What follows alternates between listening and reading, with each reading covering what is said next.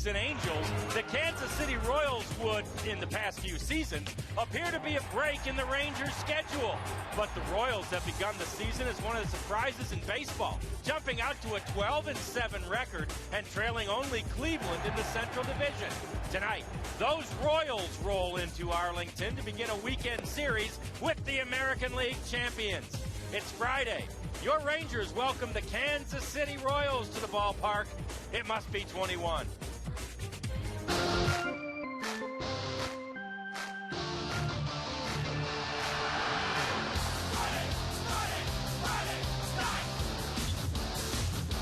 It is a warm and windy night here at Rangers ballpark in Arlington as we get ready for a three-game series between your Texas Rangers and the Kansas City Royals, an Easter weekend series as the Rangers and Royals get ready to do battle in what is tied for the longest homestand of the season for your Texas Rangers. Hi there, welcome to Rangers Ballpark in Arlington. Welcome to Texas Rangers baseball. John Radigan with Tom Grieve here, and we have Derek Holland on the mound again tonight. And even though he lost his last start against New York, each time he's been out, it's been really fun to watch Derek this year. It has, John, this year. You know, in the past, we've seen glimpses. We've seen a couple of brilliant games, but we've also seen immaturity. This year, it's a different Derek Holland. He's much more mature, and you've seen it in all of his starts, particularly, I think, in the last one at Yankee Stadium. He gave up a two-run home run in the first inning to Mark Teixeira. He gave one up late in the eighth inning to Robinson Cano. But in between, on a tough day at Yankee Stadium against a really good team,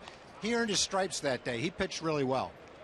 Well, he did indeed, and we're hoping for the same tonight as he will take the mound against a team from Kansas City that we'll talk a lot about over the course of the next few hours. A team that surprised many, and a team that has a couple of former Rangers on it. Matt Trainer and Jeff Francoeur get their American League championship rings just before the game.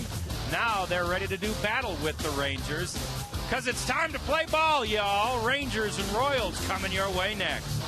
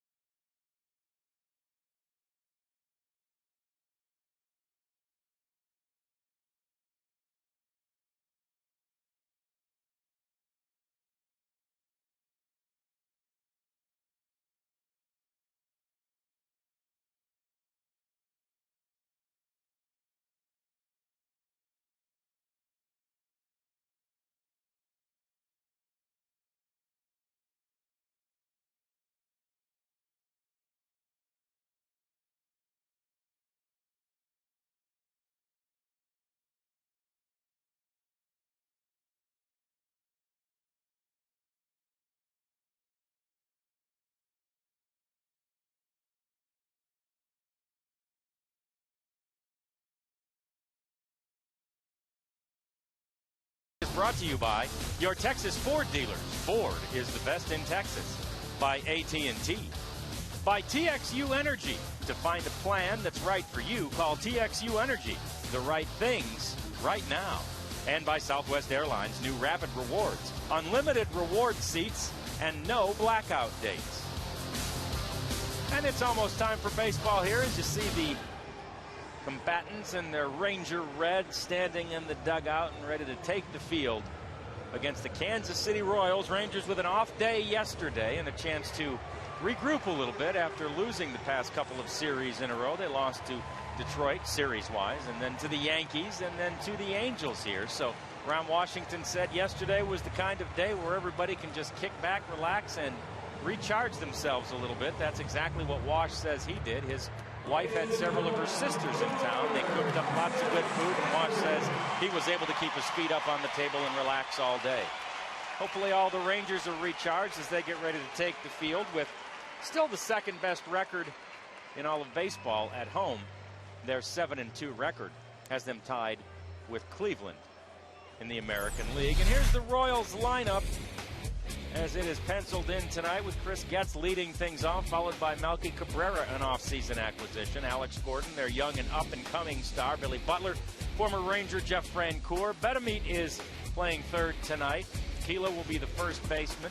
And then you see Pena is the catcher instead of Matt Trainer tonight, and Escobar rounds out the batting order, and he will be the shortstop tonight against Derek Holland, who is out on the mound. And here's the scouting report on Derek. Derek's off to a solid start this year. We talked about him in the open. His last start against the Yankees, he pitched into the 8th inning. We're going to look at Derek in the scouting report by situation. With nobody on base, opponents hit 286. With runners on, he gets a little bit tougher, 229. When they're in scoring position, he's really been tough, 118. Runners in scoring position with 2 outs, 0 for 8. So what that shows early in the season is Derek has really been able to take care of business at the most important times in the game with men in scoring position. That is responding to the pressure that a game will put on you, and that is allowing yourself to do what the game asks you to do. Here's the outfield today for Ron Washington's team. Cruz, Murphy, and Morland out there in the outfield. Beltre and Elvis on the right side, on the left side, and Ian and Michael on the right. Jorvit is behind the plate tonight. Derek Holland on the mound. Second start of the season for David Murphy out there in center field. And Derek Holland starts Chris Getz off with a strike. We're underway in Arlington. The Rangers and the Royals.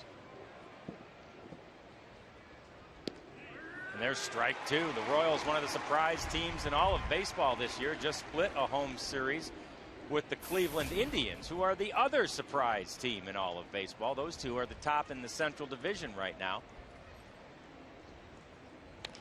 And this one is grounded towards Ian. Over to Michael, and it's quite to him on time. And Getz is on first base.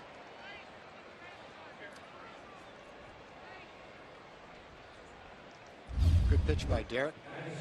Got ahead with 2 fastballs, threw a slider. Getz hit it right off the end of the bat. Throw from Ian is there. Michael just missed it. Looked like he threw a little bit of a sinker to him, but the ball was right around knee level, and that error goes to Michael. So an E3 to start things off and put Getz at first. Melky Cabrera now with a hard foul down the right side.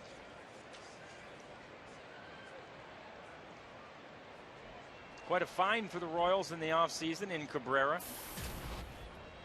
They've got some young up-and-coming outfielders, and they wanted to, as Derek throws over to Michael, they wanted to patch things up till those guys are completely ready with a couple of veterans. They hoped to get either Cabrera or Francoeur, and they were able to get both. It has worked out very well for the Royals so far. The Royals lead the league in stolen bases, and they're very good when they do steal. 87% of the time they've been successful. They led baseball in stolen bases in spring training as well, so this is just an extension of spring training. And Getz is one of the better base stealers. He hasn't had as many attempts as a lot of guys, but he hardly ever gets thrown out. 45 out of 51 in his career. And there you see their ranking in addition to stolen bases. Their average has them first in the league. On base percentage and runs and doubles all have them second in the league. So they have picked up where they left off in spring training in many of those categories. Throughout much of the spring, they were the leading team as far as average goes. As Tom said, they were also the team stealing everything they could during the spring.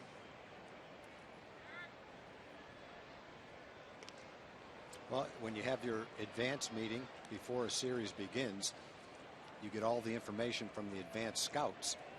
You also watch a lot of video, so Derek's throwing over there because he's well aware of their game plan. Get on and run the bases. Should have been running there. Yep, to Elvis for one, and over to Michael. It's a double play, and keeping Getz at first base pays dividends for Derek Holland. 6-4-3. And it also allows Michael to take a deep breath and feel better. That error has been completely erased. No problem. And Derek's got 2 outs and only 6 pitches. Almost that many throws to first base, but it worked. And here comes Alex Gordon.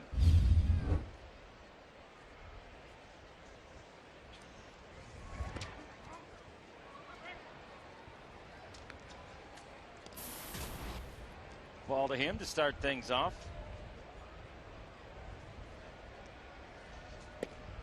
Big swing and a miss as Gordon tries to extend a 15-game hitting streak. He's off to a great start so far this year with a .394. Right back off the glove of Derek. Elvis is there and can't quite hold on to it.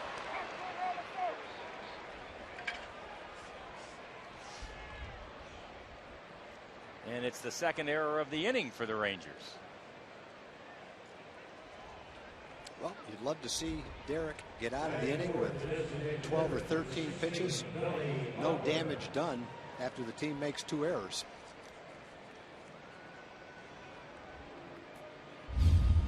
Actually, the ball does not quite hit Derek's glove.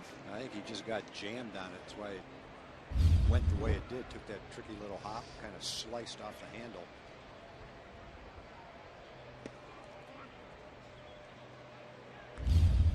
Here's one last look at it. Yeah, he got jammed and just sliced it. That's why it took that tricky little hop and almost died. Just didn't hit it very hard. Leaves Gordon at first. Billy Butler takes a strike. Butler was 1 for 3 last night. They did play, finished that 4-game series with the Indians last night. It turned out to be a great series. There were a lot of close games, well-played games. 2 teams early in the season that weren't expected to be battling it out for first place. Royals won it in a walk-off last night off the bat of Melky Cabrera. It was his second walk-off of the year already.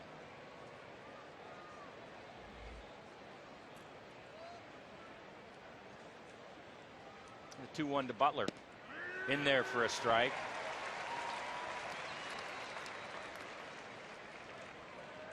Butler's been a good hitter from the day he got to the big leagues. He's #1 draft choice, big, strong kid, but he's a contact hitter. He doesn't strike out that much.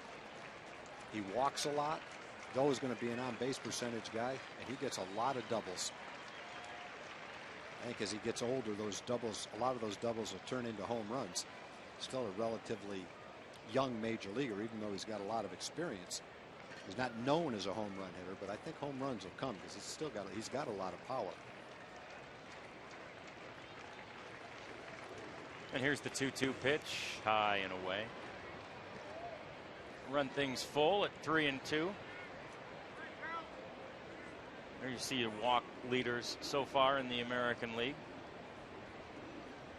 Billy Butler high on that list as well. A discerning eye at the plate. behind only Bobby Abreu, who we just saw. Runner goes, and that is a strike 3. So Butler is down on strikes, and Derek Holland has a 15-pitch inning. 2 errors don't hurt him at all. And here come the Ranger bats.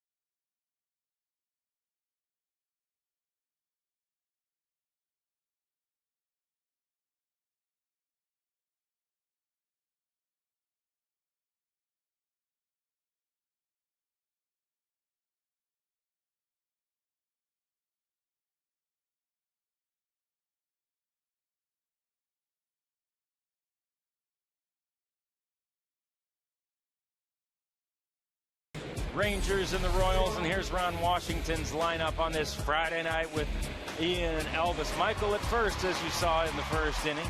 Adrian Beltre starting for the 19th time in the cleanup spot. Nelly.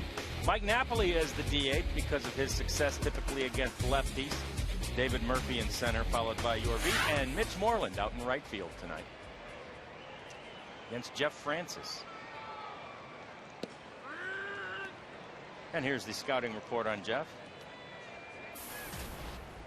He's had 4 solid starts, 4 quality starts, only 3 walks in 27 innings. Grounded to third. Safe at first base is Ian Kinsler.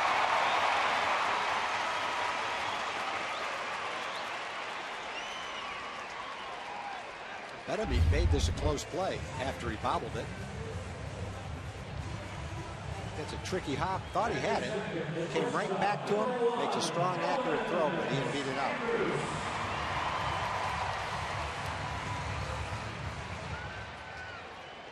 Ian just beats it out, and they rule that an error on Bettamy. Spent the last 6 seasons with Colorado. He's a #1 draft choice, highly touted young pitcher. But he's had some problems with his left shoulder. He missed the entire 2009 season. Signed him as a free agent, and so far so good through 4 starts, 27 innings, only 3 walks. Hasn't won yet, even though the Royals are the highest scoring offensive team. They haven't supported his efforts very well, and his efforts have been pretty good, but he hasn't won yet with an ERA of 3 in his 4 starts. He appears to be one of those low risk, high reward type signings. A guy who's had some tremendous success in his past, but coming off the shoulder surgeries.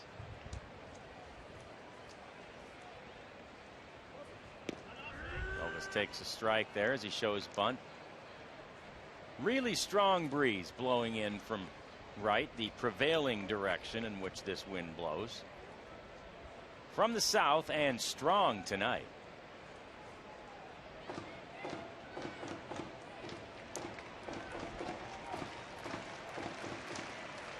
Great crowd filtering in here at the ballpark. Inside to Elvis. Makes it 2-1.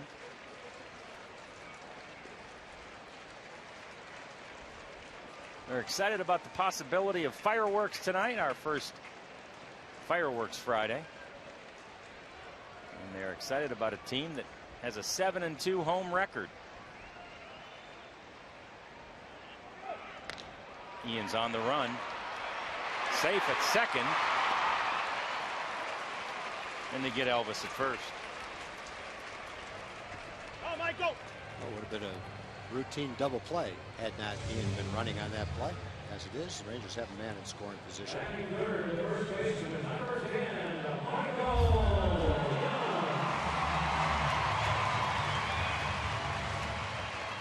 Escobar still thought about going to second with that. Wisely chose not to, and they end up getting one. Here comes Michael Young. Royals had the second baseman covering as he was running. Had Elvis gone the other way with it, he would have rolled it into right field. Diving back is Ian at second base. Michael's got an 11-game hitting streak going. He's hitting .409 during the streak.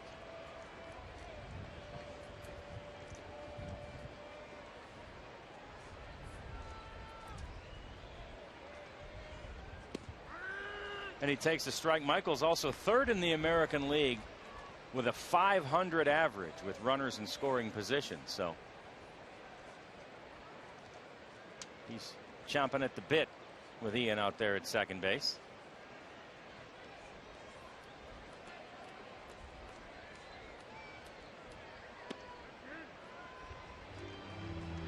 Inside from Francis. Makes it 1-1. Adrian Beltre waiting on deck.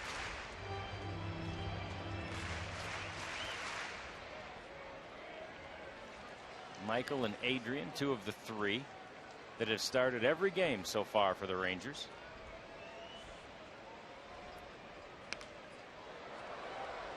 Fouled into the seats. The other is Nelson Cruz. And we take a look at the active hitting streaks in the American League right now, and you see several of the participants in this one. Look at the Royals with 3 active streaks of 11 or more, and Michael and Robinson Cano on that list of 5 as well, with Gordon, Bettamy, and Francoeur.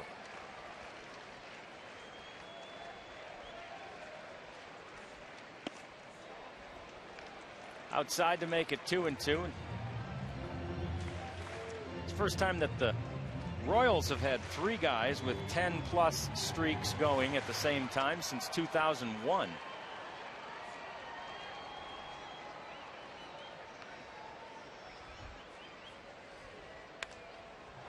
And that one is fouled out of play. Talked about Francis missing all of 2009 with shoulder surgery. Last year he got off to a good start. His first 6 starts went very well. Then his last 13 starts and 1 relief appearance didn't go so well, and he missed over a month with more pain in his shoulder. Probably why he was a free agent in the offseason, and the Royals took a shot at him. Although all pitchers are different, I think if you had to make a blanket statement, it seems to be true that pitchers have a better chance of coming back with having had elbow injuries than they do having had shoulder injuries. You hear of a lot of pitchers coming back from Tommy John surgery, which is surgery, ligament surgery near your elbow, and sometimes come back even better. But shoulders are a little more problematic. This one is lifted into right field. And diving for a base hit from Michael Young. Ian Kinsler rounds third. He's headed for home. Michael Young has a 12-game hitting streak, and the Rangers have a 1-0 lead. Michael had a hit like that the other night. Just kind of reaching out for a pitch away and poking it down the right field line. Pretty good pitch, really. Not quite a strike, but the kind of pitch you need to protect the plate with 2 strikes. Gets just enough wood on it to hit it far enough, but not enough to hit it far enough so that the right fielder could catch it. The Rangers pick up an unearned run. They took advantage of their leadoff error. Michael wins the battle of a 7-pitch at bat, slicing that one down the right field line. And here comes Adrian.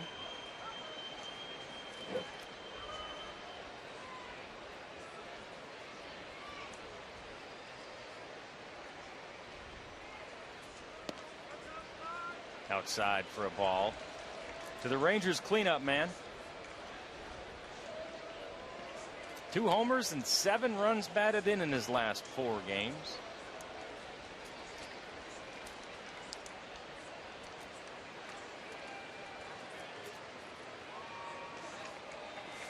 And the 1-1. Grounded foul down the third base line.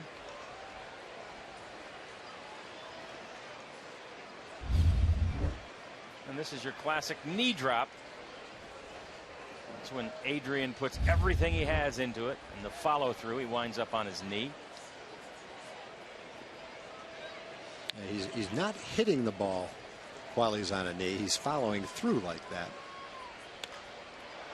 And he hits this one high in the air to shallow left field. Going back to make the play as Escobar. And there are 2 away. Here comes Nelly Cruz. Mentioned he's the 3rd guy who has started every game for the Rangers this year. His 19th start. The way he's been going at the plate. Ron Washington was asked today if Nelly needed a day off, and Ron said nope, Nelly needs to hit his way out of this. Yeah, the way I always looked at that, if you're a good hitter, you go through some slumps, but sooner or later you're going to come out of it. And the day that you get off might have been the day that you went 4 for 4 and drove in 6 runs. So you don't want to miss that. It's like the stock market. You might have 6 or 7 days where the market is down, so you take your money out of the market, and that day it goes up by 5% and you miss the boat. So if you're a power hitter like Nelly, your timing can come and go. But you want him in the, as long as he's healthy and feeling good, you want him in the game every day. And this one is hit hard to center field and down for a base hit. That was on a 2-0 pitch. Lined into center.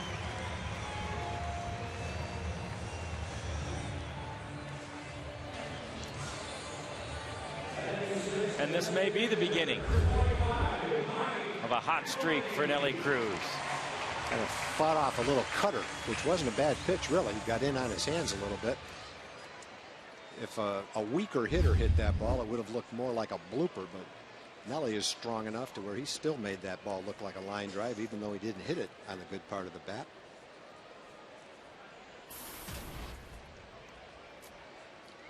And now it's Mike Napoli. Ron Washington with lots more flexibility now that he's got Taylor Teagarden in there as a 3rd catcher. He's much more comfortable using Knapp as a designated hitter in this scenario. And since Mike is so good against left-handed pitching, he is in there as the designated hitter today. There you see Taylor just called up.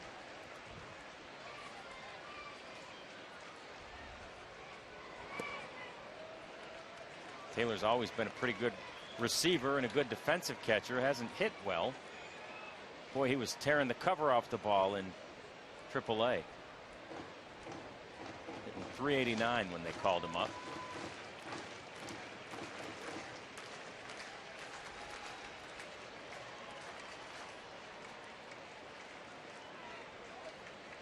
And the 2-0 pitch. Swung on and missed.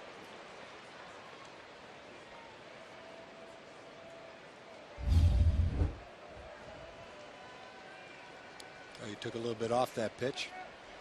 His fastballs have been 84-ish, sometimes 86, not throwing as hard as he used to throw. That pitch was 81 miles an hour.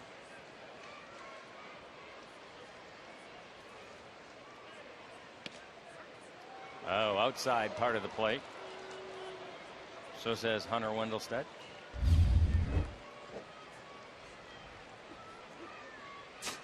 Yeah. It was outside, all right. Looked like it was outside from up here. It looked like it was outside the mic, that's for sure. Yeah. But it wasn't a strike 3, so you're still alive up there. 2-2, in fact. And swinging, he goes down on strikes. Side retired, but the Rangers get a run. And after one, Texas leads Kansas City 1-0.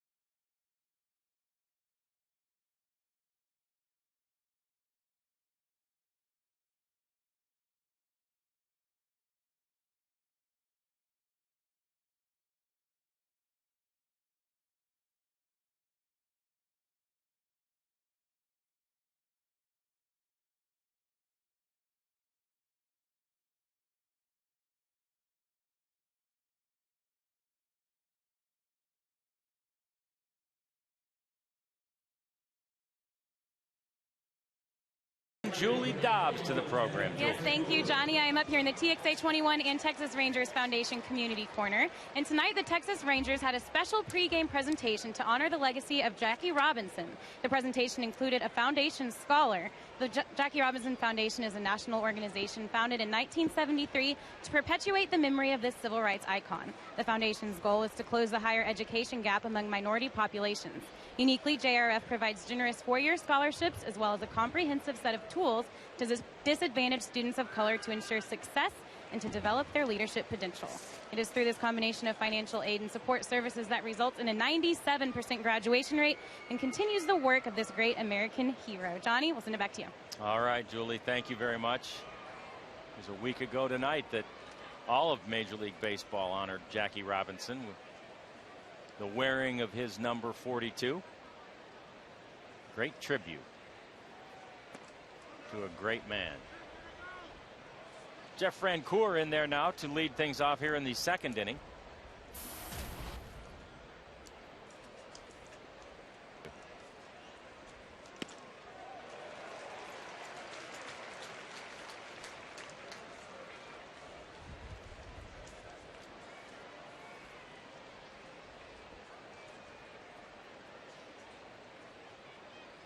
Swing and a miss, and Derek Holland got Francoeur on strikes. Exact same pitch twice in a row. Fastball a little bit up, outside part of the plate, and he was able to throw those by Jeff Francoeur.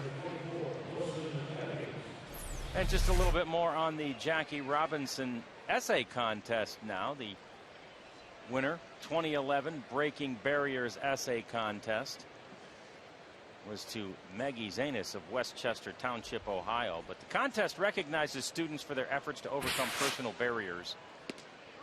The kind of things that Jackie exemplified. Breaking barriers in sports and in life, and using baseball-themed activities. The program is designed to provide children grades 4 through 8 with strategies to deal with those barriers, those challenges in their lives. So just another part of the legacy of Jackie Robinson. And the second place winner was, of course, from Dallas, Michael Johnson. So congratulations to him and to all the winners, and to the Robinson family, a family that just keeps on giving back to this community. Oh, he's got a good slider right in on the fist. Two good ones in a row. Popped up to Ian as it was off the handle, and Betamede is out.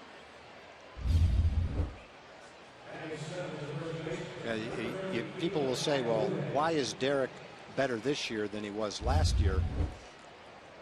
There were times where you saw the same things in Derek last year that you see this year. It's just this year, look at the look on his face. He's much more mature, has more concentration and focus.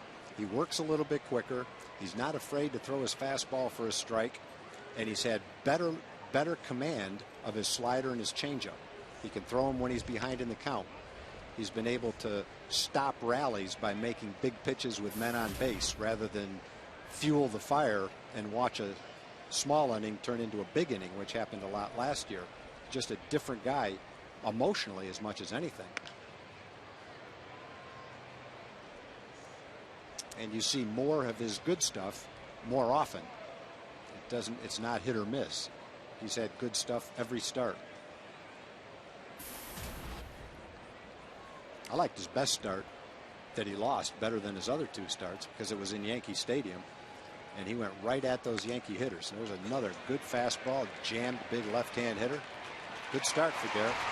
And a 1-2-3 inning for the Rangers. The Ihua goes down 4-3, and the Rangers lead it 1-0, headed to the bottom of the second.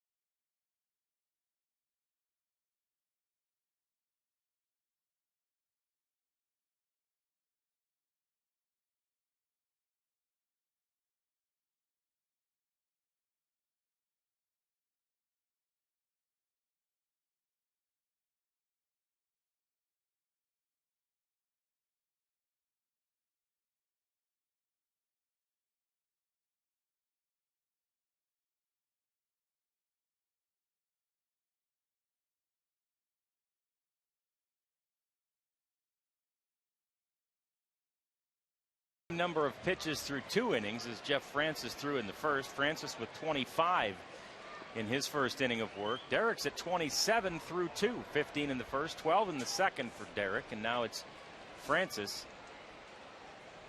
against David Murphy, and that's ball 1. 9th straight start in the outfield for David. And when we talked to Wash today about deciding which left-handers to keep in the lineup,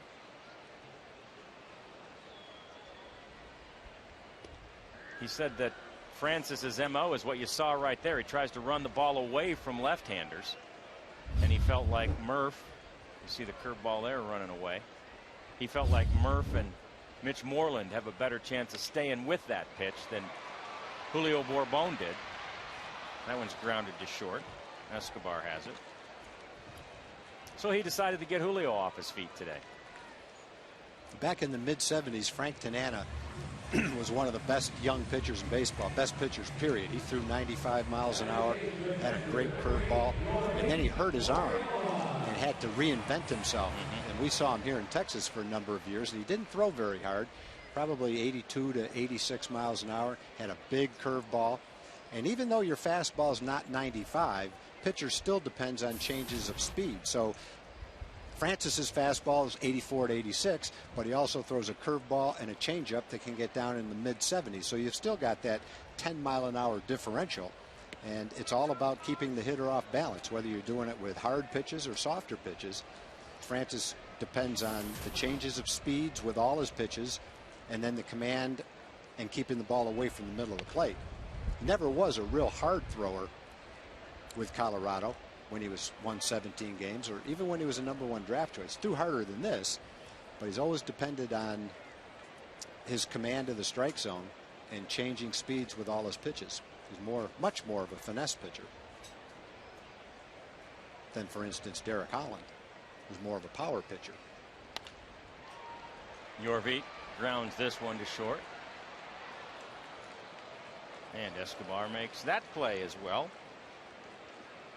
There are 2 away, and looks like Torrealba maybe twisted something there in the run to first base. He's walking it off. He's a catcher. He's tough.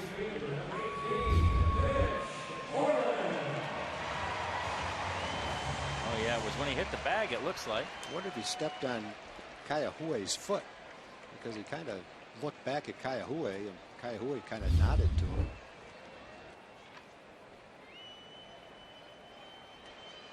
Here's Mitch Moreland.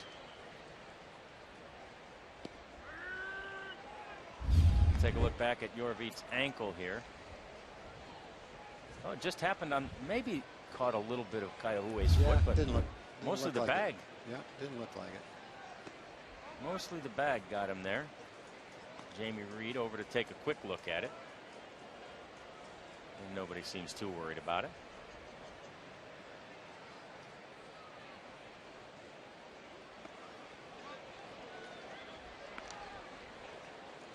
Two balls and a strike now to Mitch Moreland.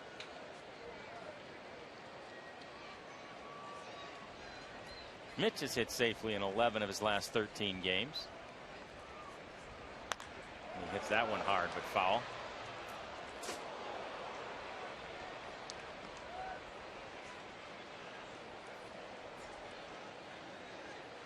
Just a good looking crowd here tonight. Just about a full house now. Almost a full house. They got 46,000 people here tonight. Yeah.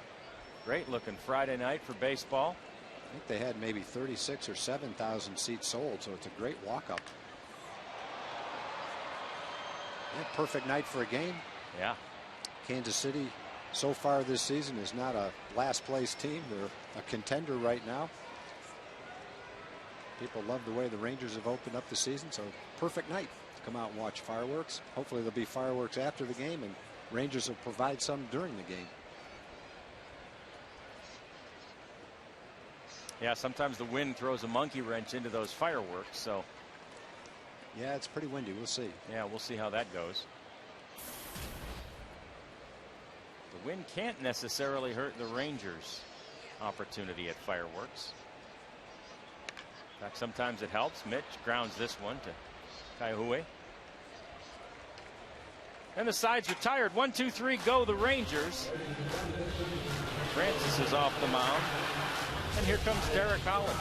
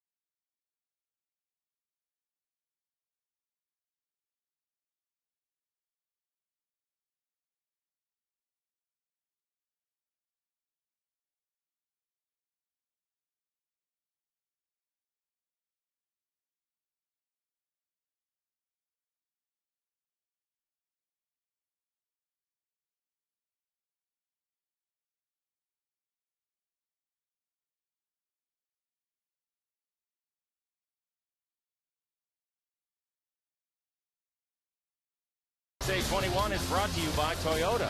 Visit buyatoyota.com today. Toyota, moving forward. And by Budweiser. Great times are waiting. Grab some buds. 8 and 9 hitters on the way for the Royals here. It's Brian Pena and Alcides Escobar. Derek Holland faced just one more than the minimum at this point. And he starts off Pena with a strike.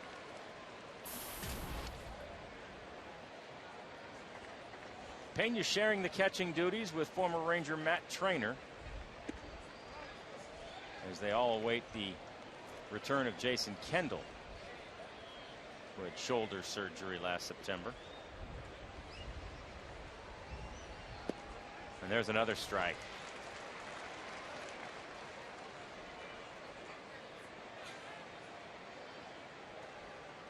Matt's fit in well over there, as he did here.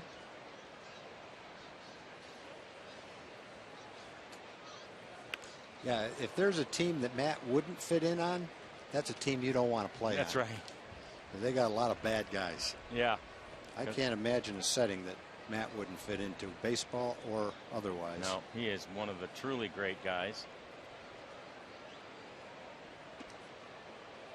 And having fun. He and Francoeur both have said they are having great fun with this young group of guys that is overachieving basically to this point. They're 12 and 7. As excited as we are about the Rangers at 11 and 7.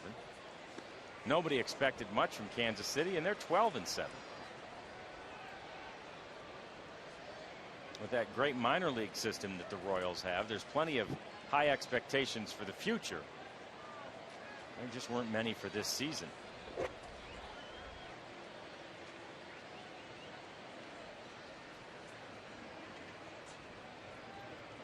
now Pena steps away.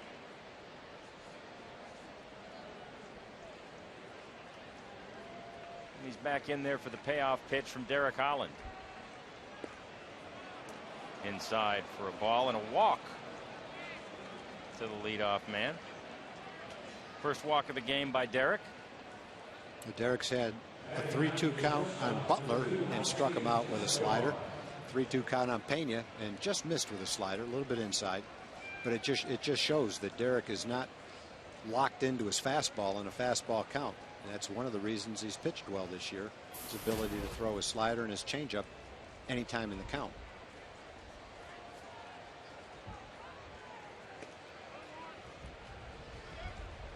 A little outside to the 9th place hitter Escobar for a ball. And this is a time where Torrealba says he likes to go to the mound with either Harrison or Holland. You walk a batter. It looked like he rushed a little bit on that last pitch. Didn't take his time. Body got out in front of his arm. Pitch was out of the strike zone. Veteran catcher will go out and say, okay, take a deep breath. Get back to your basics. Slow things down. Saves the pitching coach from having to go out and say that. It's like having another coach on the field. Big swing and a miss from Escobar, and that's one of the things they've loved about Yorvik Torrealba as a catcher back there. Done a great job calling the game.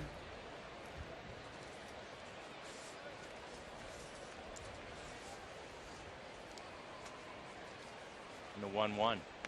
Bunted at and right back toward Derek.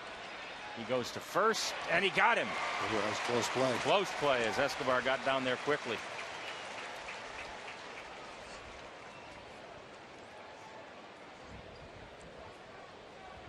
And Escobar basically does his job, moves the runner to second.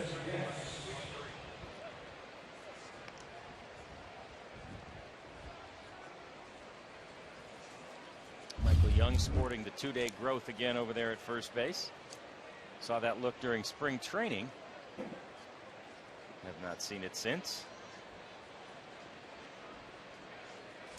In spring training, Michael said it was because someone challenged him and said he couldn't grow a good beard. That proven. Maybe he's just trying to prove it again.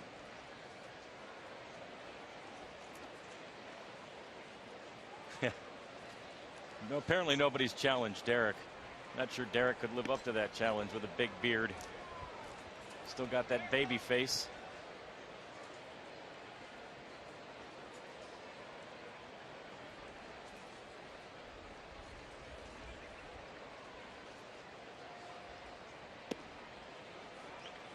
Outside for another ball to the leadoff man gets. Runner at second base, Pena.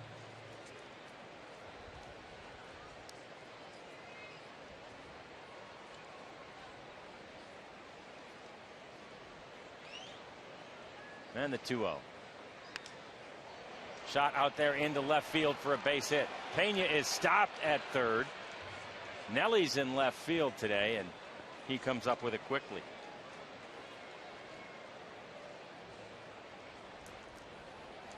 We got Cabrera to hit into a double play in the first inning. Perfect time for it right here. First and third and only one out.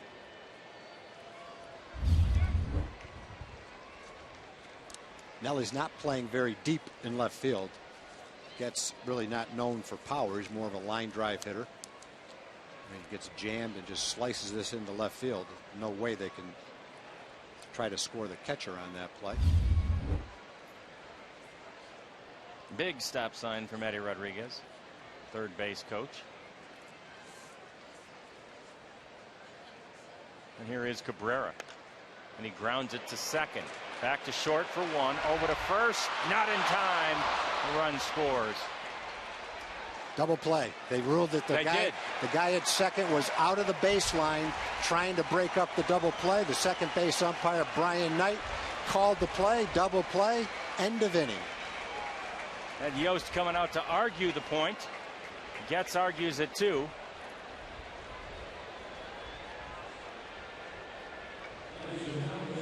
Before we take you to break, let's take one more look at it. Oh, he's way out of the baseline. Great call. Great call. He can't. The rule is basically you have to be able to touch the base with your hand, and he was at least 2 feet away. Good call by the second base umpire. And the double play that Tom asked for is delivered, and it's 1-0 Rangers.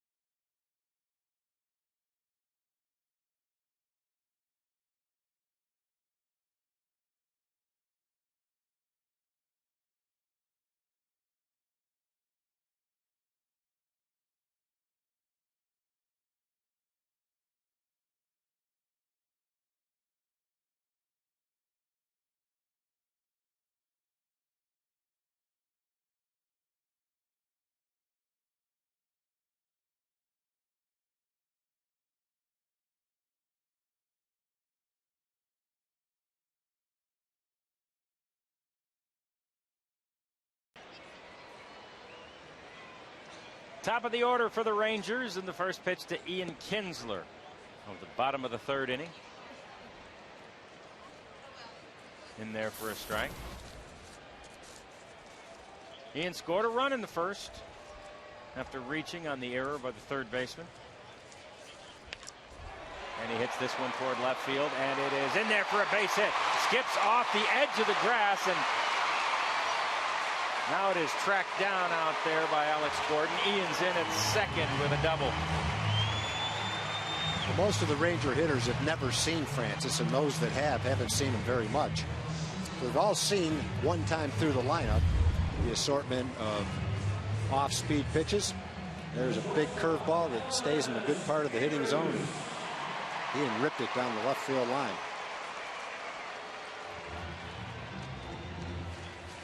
There you see that hop it took off the edge of the outfield grass. But Ian was headed for second base anyway. Here's Elvis. Elvis's job right now is move Ian over to third base.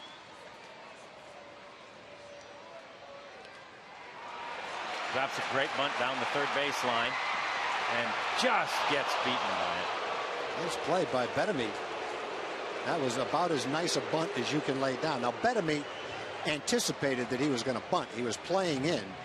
Even though he was playing in, it still took a great play to get Elvis at first base. But plush grass slows the bunt down, and it almost stopped by the time you see Bettamy creeping in. So he anticipated the bunt, and that's why he was able to make the play. Still a very nice play. It was. The ball almost rolled to a stop in that great grass.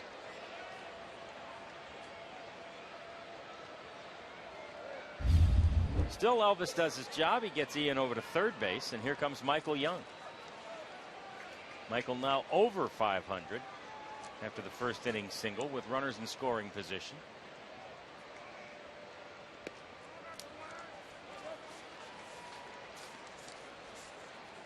And the first pitch is outside for a ball. During this 11, now 12 game hitting streak, Michael has seen his average rise from 241 to the current 342.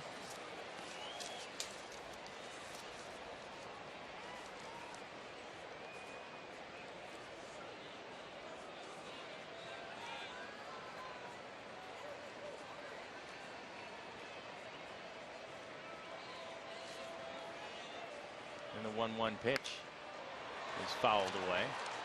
John David and Jane Caceres are a military family, and they have proudly supported their Rangers at each of their duty stations around the world, they write. They also were the ones that sent up those delicious Texas pecan bars that you've sampled already. Oh my goodness. Thank you, David and Jane, not just for the sweets, but also for your service. Yeah, more importantly for the service, but absolutely for those pecan bars. I asked Allie here in the booth, I said, what are those? She said, it's like a pecan pie in cake form. Yep. I said, I'm all over it. Good description. Yeah, I'm all over it. And it was worth every bite and every calorie, I'm sure. I don't even want to ask about that. 2-2 to Michael. In the air to center field. Going back on it now is Cabrera. And he can't get it. It's off the wall. Ian comes in to score. Michael's rounding second and headed for third as it bounces all the way back into the middle of center field. And Michael is in with a triple. That ball definitely fooled Cabrera. If you're not used to playing center field in our ballpark, that can happen on nights like this. That ball really carried. That carried much farther than Cabrera thought it was going to carry. And as it was, he drifted after it. Couldn't quite get back to get the play. It was going to be a sacrifice fly at least. And now it turns into a triple. They just kind of trade places with Ian. Get a run in, and now Beltre hits in the same situation that Michael hit in. And that is a runner at third with one out. But it's 2-0 Rangers. And the first pitch to Beltre is inside for a ball. Adrian popped out to the shortstop his first time up.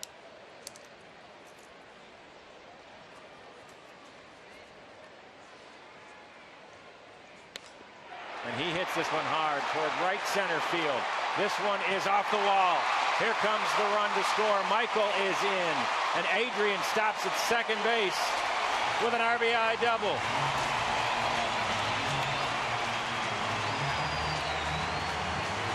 Well, it really looks like second time through the lineup, the Rangers have changed their approach just a little bit. Maybe they were a little over anxious at the slower offerings from Francis in the first couple of innings. This inning, they're waiting on the off-speed pitches and going the other way. Beltre and Young, right center and center. Ian waited on a curveball, hit a double down the left field line. 3 out of 4 hitters sandwiched around Elvis's sacrifice bunt. that really ripped the ball for extra base hits. 2 doubles and a triple.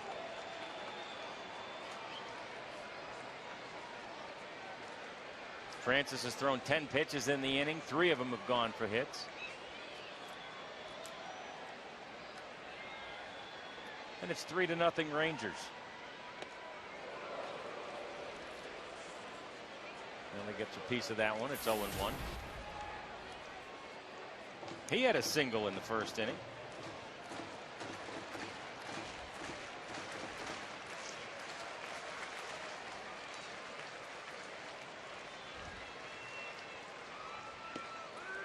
And that is strike 2 called.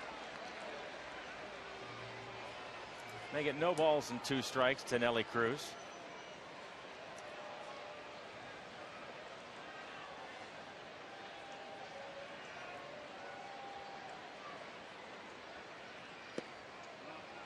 Watch that. It looks to him like Nelly's not seeing the ball very well right now, although he did hit that single back in the first inning.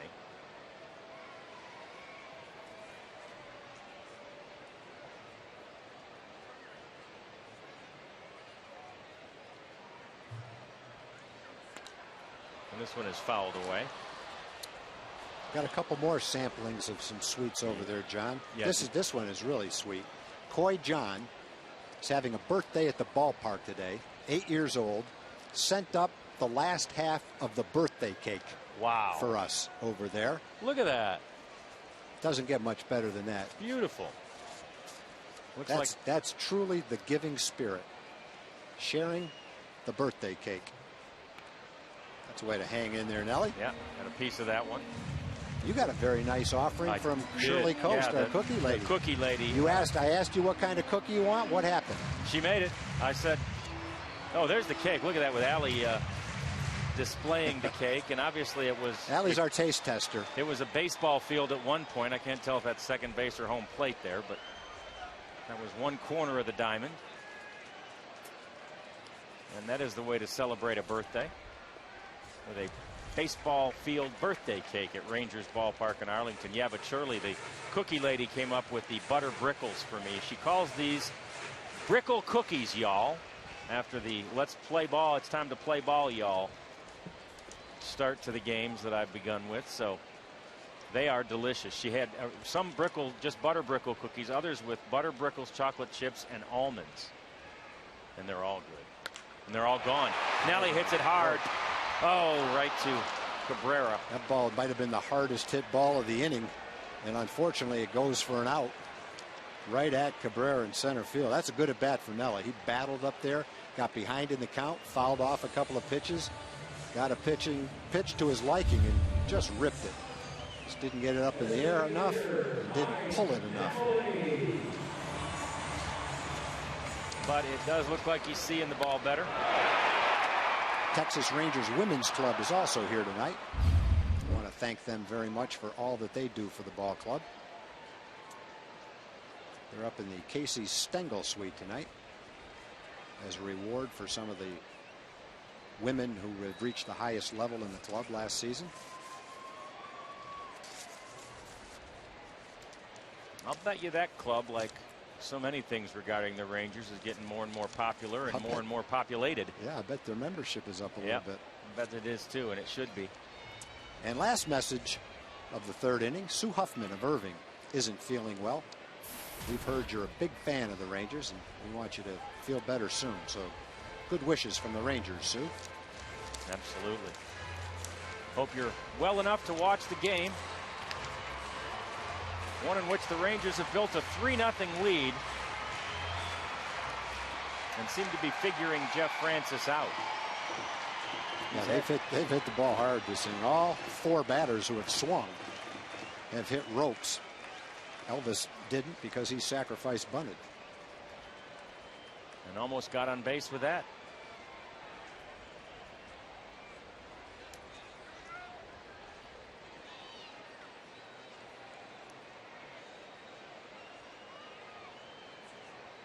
And a 1-0. Swing at by Napoli. Tip. Make it 1-1. Home runs in 2 of his 5 games that he's played here at Rangers Ballpark in Arlington.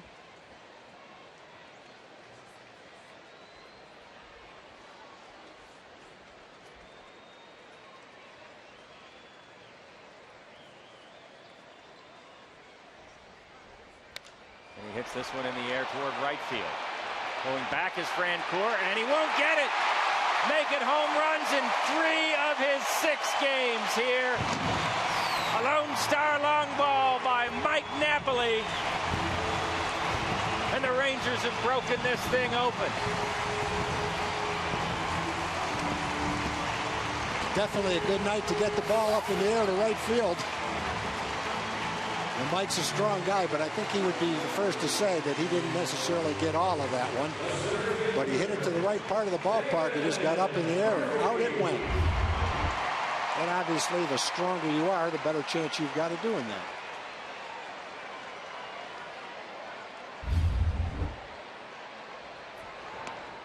that. And Mike is strong. And he is good against left-handed pitchers. And now Murph takes a strike. See, this one just clears the wall. It actually gets in that space between the grandstand and the wall, where the alley where the pitchers go toward their bullpen down there.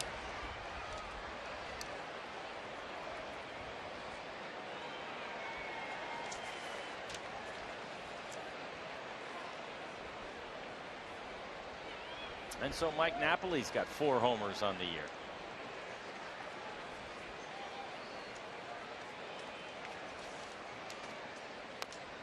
David grounds this one foul. Down the first base line. It stays at a ball and 2 strikes.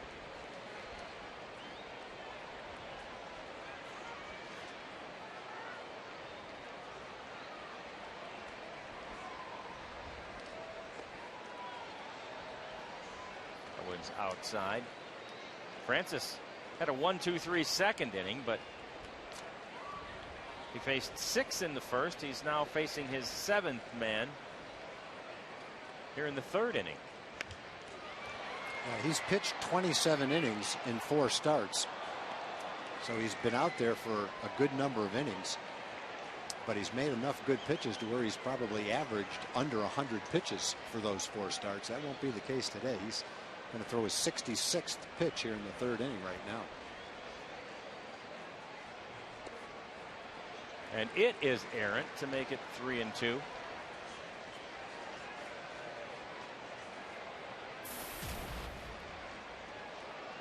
Torrealba's on deck. The payoff pitch to David Murphy.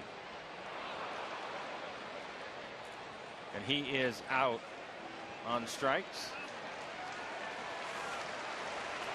But it was a big inning, and it all started with Ian Kinsler. His double, then the triple, then another double, and then Mike Napoli with the 2-run bomb, and the Rangers lead it 5-0.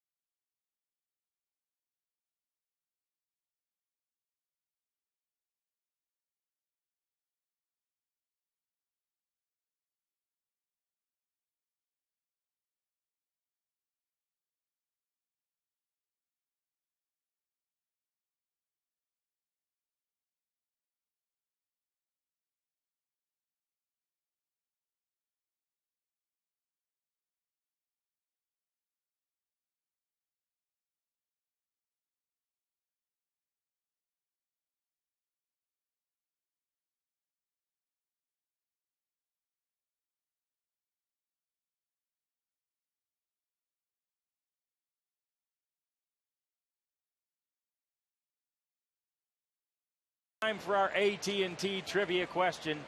And tonight we ask you to name the only 4 catchers in Major League history with 600 plus combined caught stealing and pickoffs. 600 plus caught stealing and pickoffs. 4 in Major League history. The answer comes your way in the next half inning. As Derek Holland stands in now against the third place hitter Gordon, who shows bunt.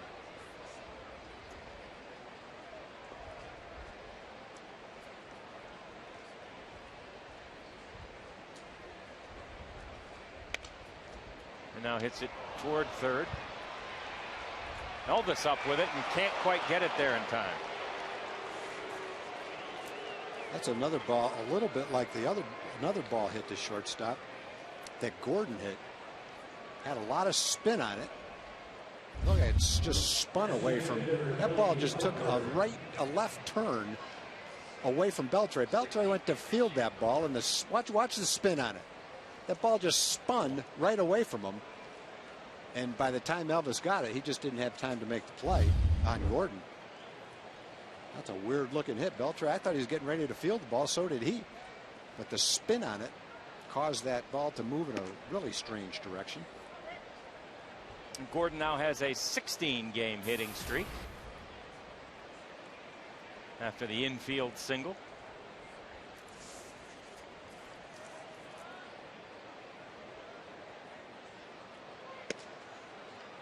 And take a look at our Ford leaderboard on this night. We'll show you the Major League batting average leaders.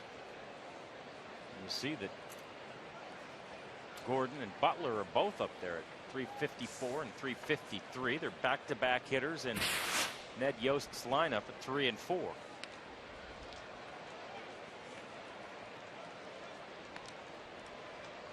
Butler fouls that one off to make it 2-1 against Derek Holland.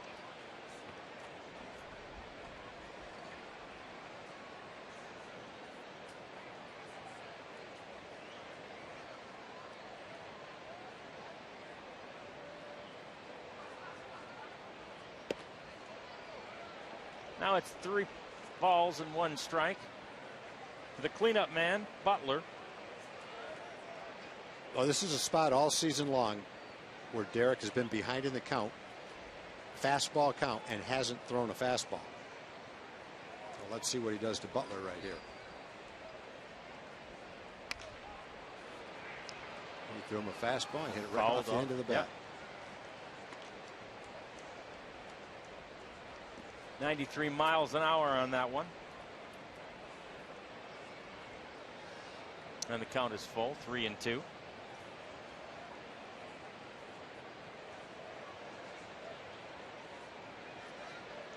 See what Torrealba calls this time.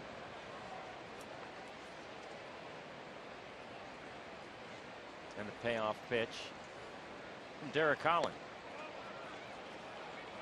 It's low for a ball.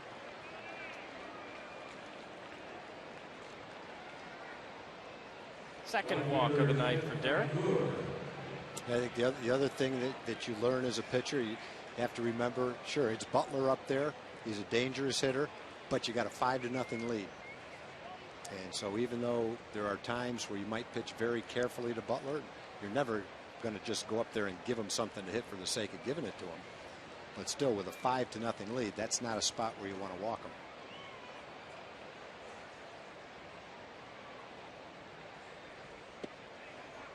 There's Francoeur. He's, as we showed you earlier, himself in the midst of an 11-game hitting streak.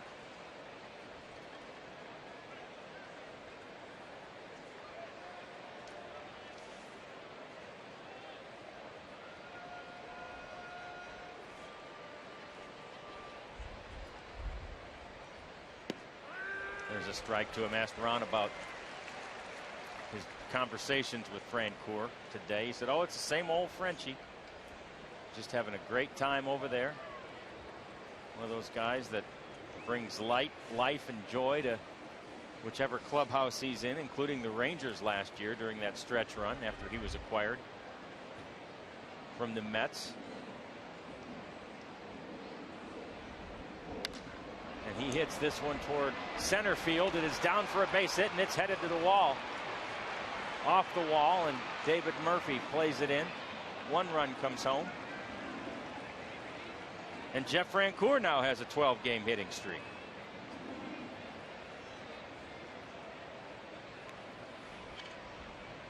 He struck him out on fastballs the first time up, kind of up and away. That one was a little bit more down.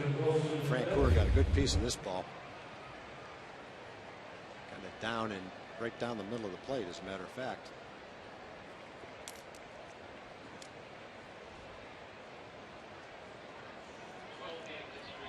So an RBI double for the Royals right fielder. 12-game hitting streak for him. And now the conference at the mound between Mike Maddox, Derek Holland, and Yorvit Torrealba is over. And the inning started on that weird spinning ground ball by Gordon. Looked like an easy out, turned into an infield hit. There you see the 2 men that share the leadership and runs batted in. This one's grounded in the hole and into right field. Another run is home. Francoeur is held at third. And a good throw from Morland home anyway.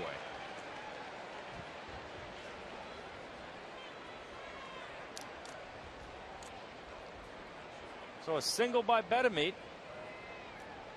And the Royals are on the comeback trail. It's 5-2.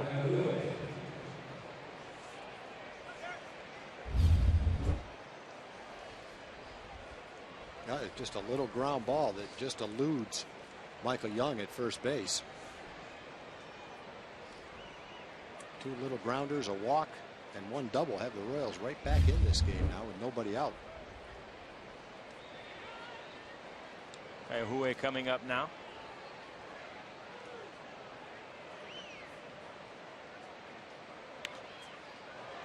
Skies it foul.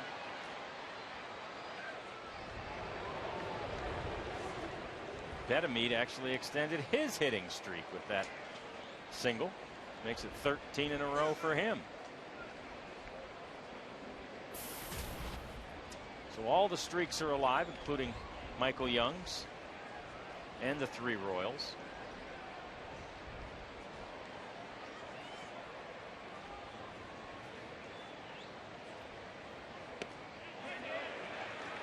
And that is a strike on appeal. Gary Meals said so.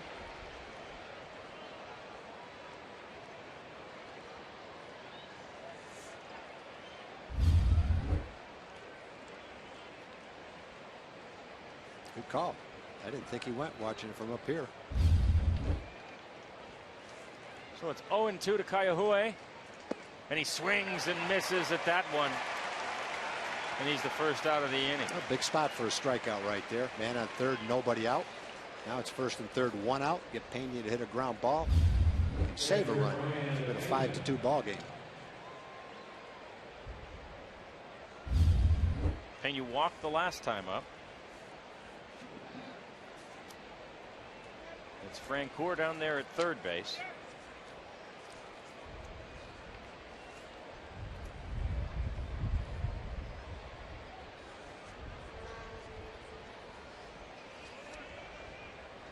Blocked by Torrealba again. Keeps it in front of him. Keeps the runners where they are.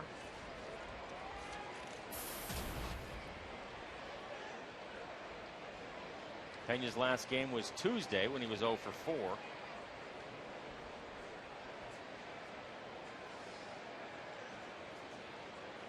And the 1-0. In the air to right field. Going back is Morland, and it is gone.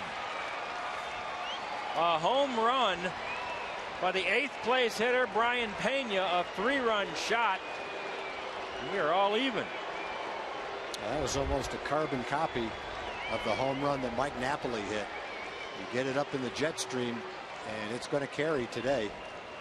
That ball wasn't hit exceptionally hard, but it snuck out of the ballpark.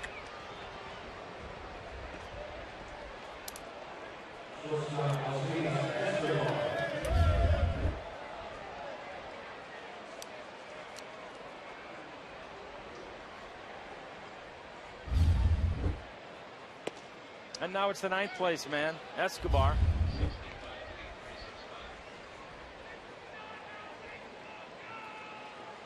That is almost a carbon copy, you're right, of the opposite field shot hit by Napoli. Yeah, and the way the ball's carrying tonight, it just emphasizes how important it is to throw a sinker and keep the ball down. Try to make the hitters hit ground balls. If you get it up, something bad can happen tonight. There's a strike to Escobar.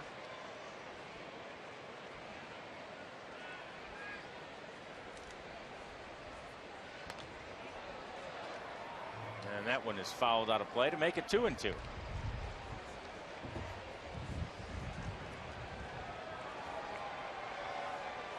Escobar scored the winning run in that walk-off victory for the Royals last night.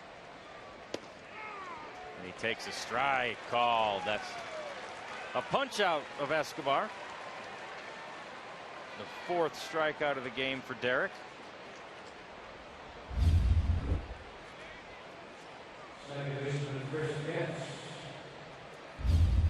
And it brings up the top of the order.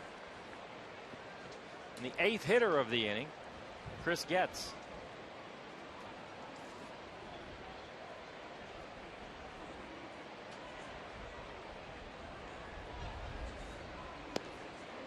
Ask the Kansas City broadcasters about this team, and they'll say it's a scrappy bunch, and you're starting to see a little bit of that here. They've scraped together 5 here. Tied things up with the Rangers at 5-5.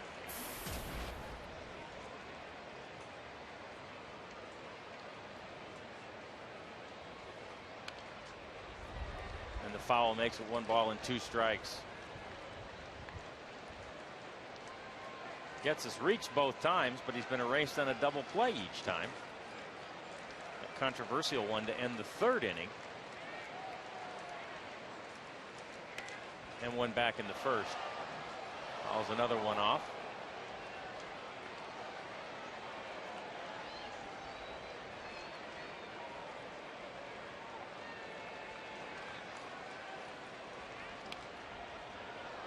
And he stays alive. 67 pitches now by Derek, 68 by Derek Holland.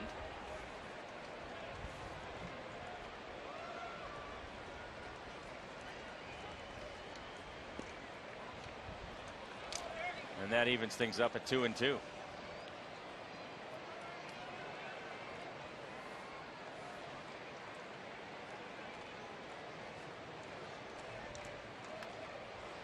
Another foul by Getz.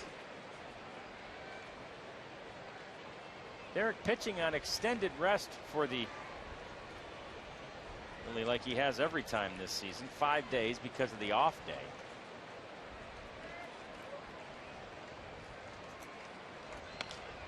And this one's chopped towards second. Ian up with it, quickly over to Michael Young, and the side is retired. But they send 8 to the plate, and they get a 5 spot on the board. It is 5-5 as we head to the bottom of the 4th.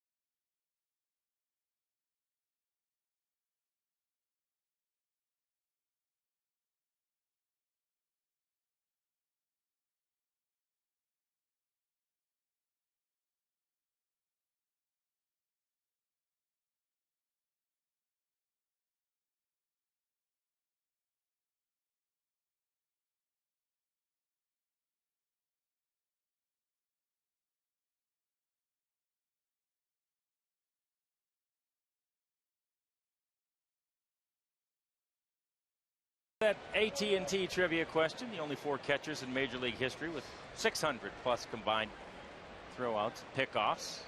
Gary Carter, Bob Boone, Jim Sundberg, and Pudge Rodriguez. And there's a strike to the Rangers catcher, Jorvi Torrealba. There you see the guys. Carter in that snappy Expos hat. Jim Sundberg, who also grounded to Beltre. Or grounded rather over there to Vetemite. And we check in with Julie Dobbs. Yes, thanks, John. Well, it looks to be another great weekend out here at the ballpark. Now, if you're coming out here tomorrow night, make sure and get here early. There will be a pregame ceremony to honor Adrian Beltre. He'll be receiving the Silver Slugger Award. And then come on back on Monday. Check this out. Every single Rangers fan will get this Adrian Beltre t-shirt. So you don't want to miss that. There aren't very many of those t-shirts out here since he is the newest Ranger, so you don't want to miss out on this chance. John? All right, Julie, thanks very much. Sounds like a good deal. Not just for the kids, the adults get those t-shirts as well. Strike to Mitch Moreland.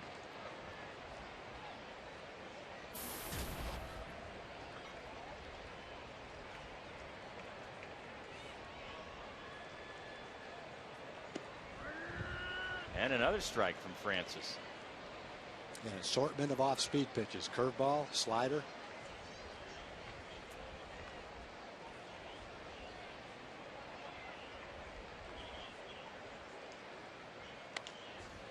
And this one is hit towards second base.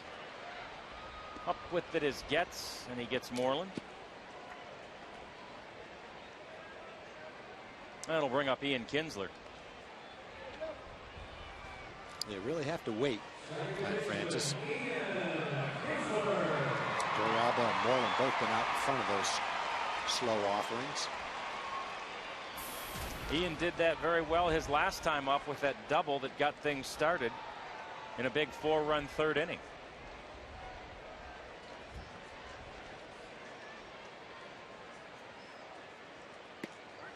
Ian's been on base twice and been driven home twice by Michael Young.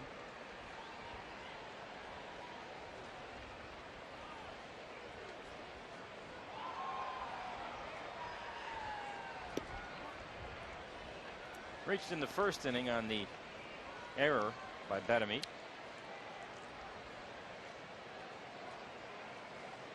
And the 1-1. This is hit in the air. Right center field. Going back and can't get it. It's in the Rangers bullpen. Ian Kinsler with a home run. And the Rangers retake the lead.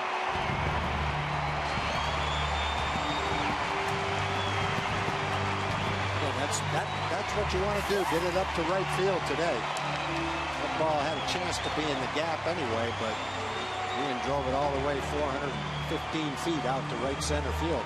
Did a good job of waiting on Francis's off-speed pitches. Middle of the plate, a little bit on the outside part of the plate. And it continues to be a high-scoring affair. Elvis now with a solid single out there into center field.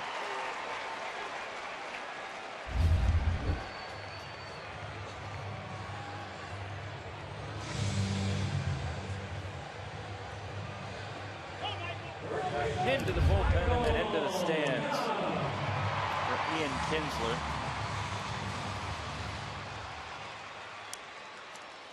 And Bob McClure comes out. Royals pitching coach to check with his man Francis. Well, 2-out rally working for the Rangers.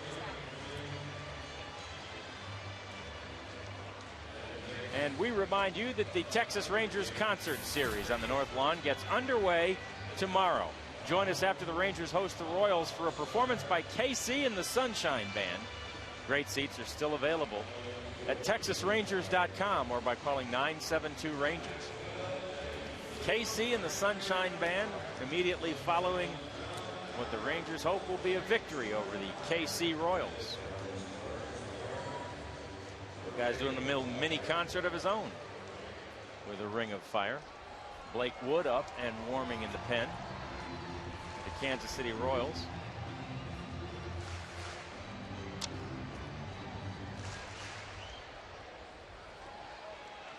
And now here's Michael Young. He's 2 for 2 on the night with a single and a triple and a couple of RBIs.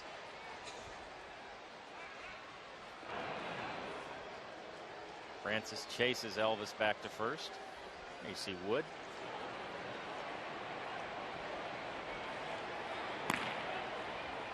There you hear him.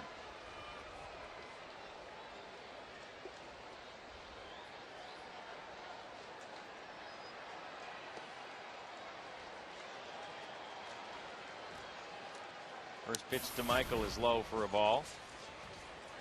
His hit streak's at 12 games.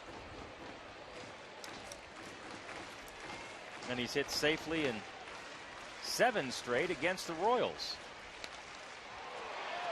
And this one is almost where his first hit was, down in right field. Elvis headed toward third. He'll stay there. Michael's on, and he's 3 for 3.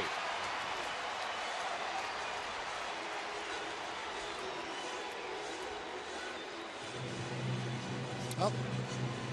2-out rally. Torrealba, Morland, both soft ground ball outs to start the 4th inning. Since then, a home run, a couple of singles. Now you got Beltre up. Beltre doubled his last time up. And the way the ball's flying, you get some men on base, you can put quick runs on the board. Saw that from Kansas City last inning. One thing Francis hasn't done tonight is walk anybody. Coming into the game, he'd only walked 3 in 27 innings, and this is definitely a night you don't want to walk anybody.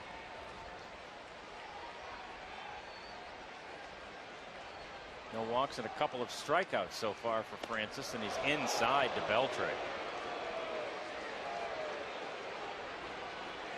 With 3 hits, Michaels matched the Rangers' season high for hits in a game.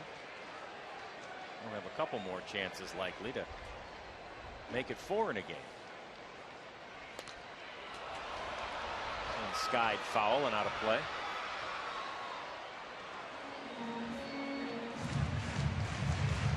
Beltre's a .333 hitter against Kansas City,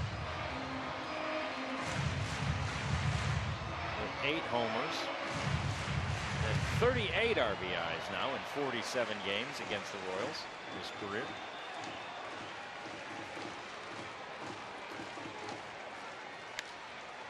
And he hits this one high in the air, the shallow right center field. Back to make the play is Getz. And Francis gets out of the inning, but Ian Kinsler gets the Rangers the lead with a home run into the bullpen at 6-5 Texas.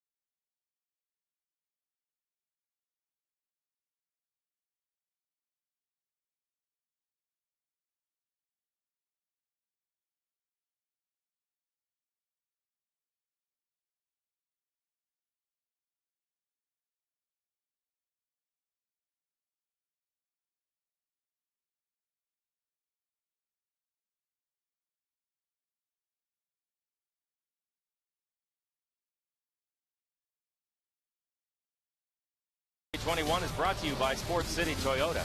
Come see us at sportscitytoyota.com, and by Whataburger, just like you like it.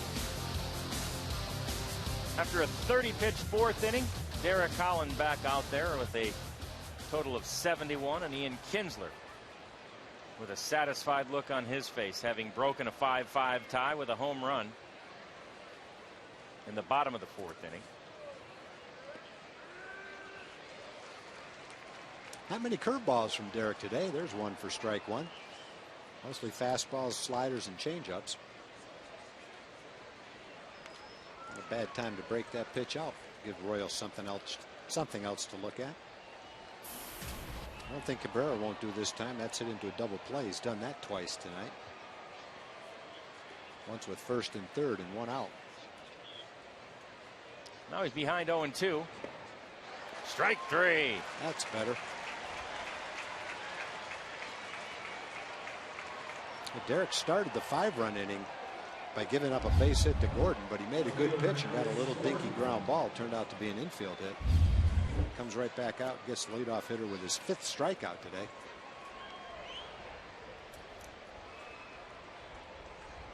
It'll bring up Gordon. He extended that hitting streak to 16 games with the infield hit in the 4th inning. And he takes a strike from Derek, who's pounding the zone.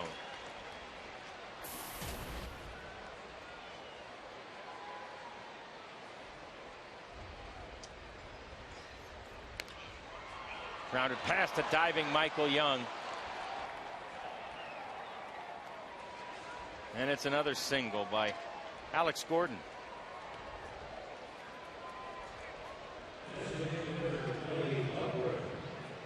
And now it's Billy Butler, the DH.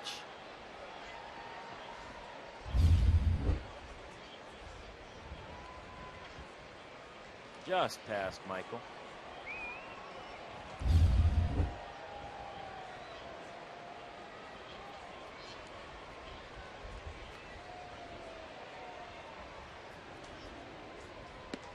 And there's a strike one to Butler. You talked about the Royals and their urgency, their propensity to steal this year. Butler had a steal in the Wednesday game against the Indians. It was just the 2nd of his career. Everybody's running. There's another strike. Derek's got a good move to first base, and he varies his delivery to the plate. There's no way you can run on that last pitch. Took a quick step toward home plate. And I think the Royals have a little bit tougher time while Derek's out there. They have to be aware of his pickoff move, and so far tonight he's done a good job not allowing them to time his move to the plate. And that one inside stops a string of 10 straight strikes from Derek. And makes it 1-2 to the cleanup man Butler. Quick toss over to first.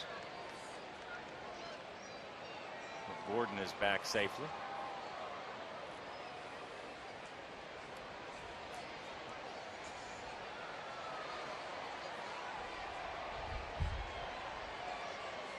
And the pitch is fouled away. Do it again at 1-2.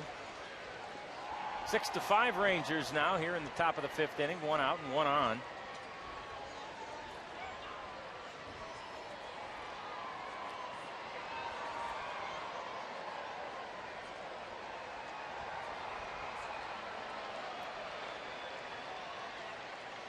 And that one is swung on and missed, and Butler is down on strikes.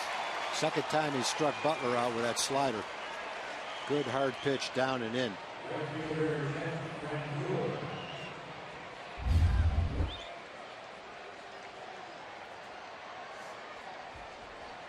Track will show you how far it ended up inside, but didn't look that way to Butler. He's made Butler look bad twice on that pitch. That's a lifetime 300 hitter. A guy that's not a strikeout threat at the plate, really. Francoeur with a foul of the first pitch to make it 0-1. Frenchie had an RBI double last time up and scored a run.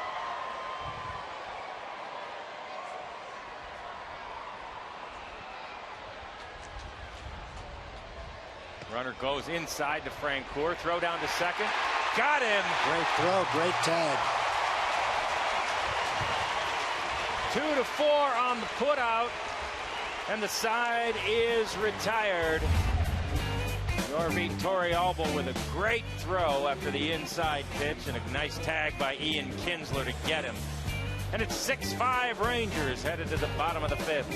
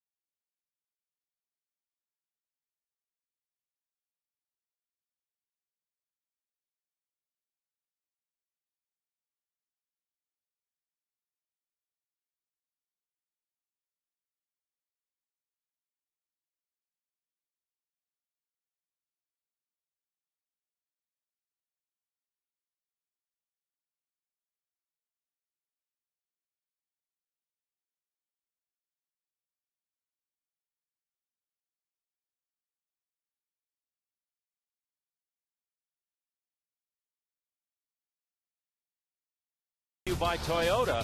Visit buyatoyota.com today. Toyota, moving forward.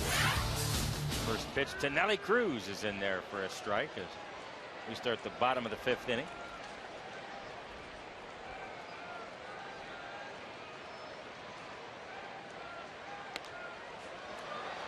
And the foul will make it 0-2. John Radigan and Tom Grieve with Julie Dobbs here at Rangers Ballpark in Arlington. Friday night baseball on TXA 21. Rangers and the Royals in the first of three games and the first of 3 series this year. Those 3 series will all be played within the next 6 weeks, and then the 2 teams will be done with one another unless they meet in the playoffs. And after 2 quick strikes, there are 2 quick balls to even things up.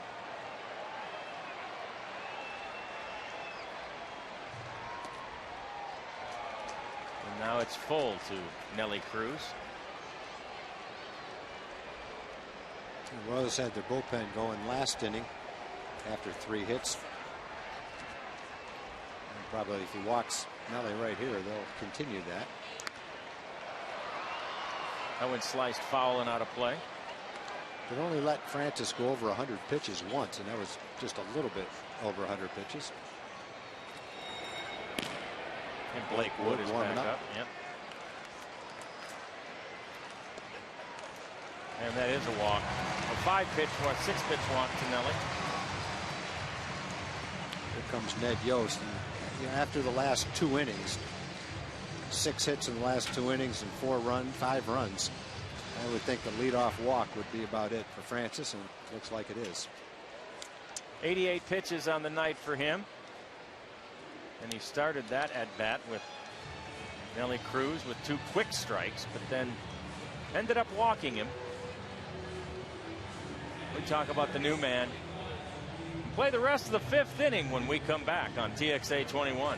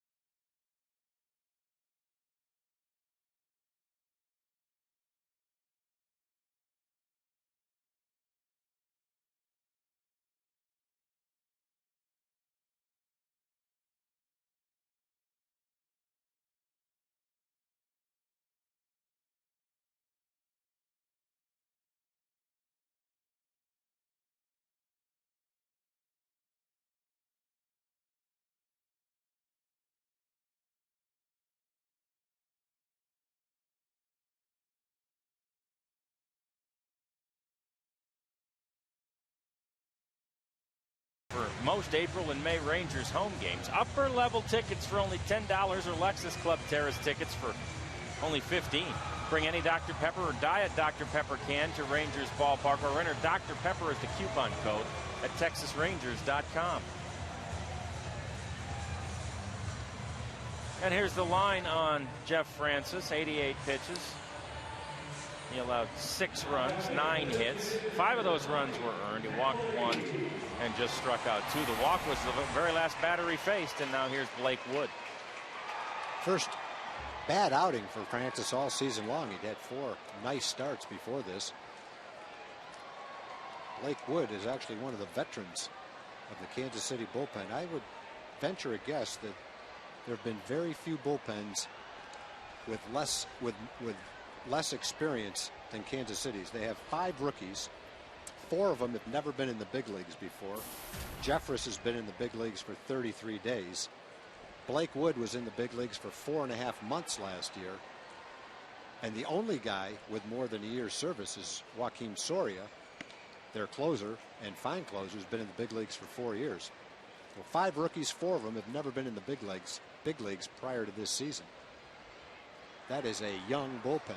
That's why they've got the chaperone with the Ranger hat on out there looking over them. and Matt Trainor's out there as well. Nelly's running towards second, sliding out at second base.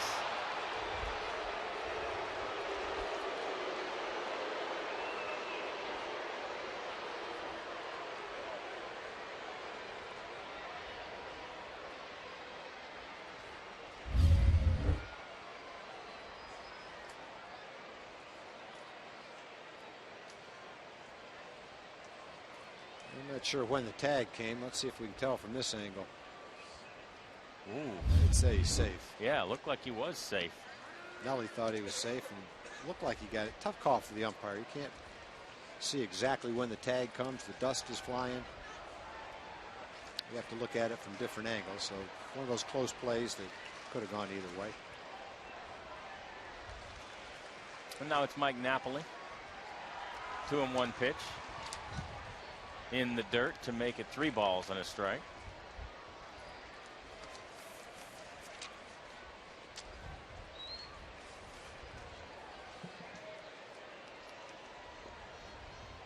David Murphy's on deck.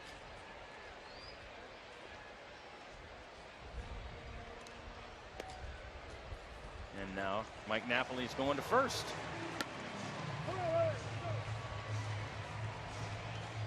Second straight walk in the inning. All the Ranger offenses come from the top 6 guys in the lineup. Bottom 3 are 0 for 6. David Murphy stands in to try and change all that.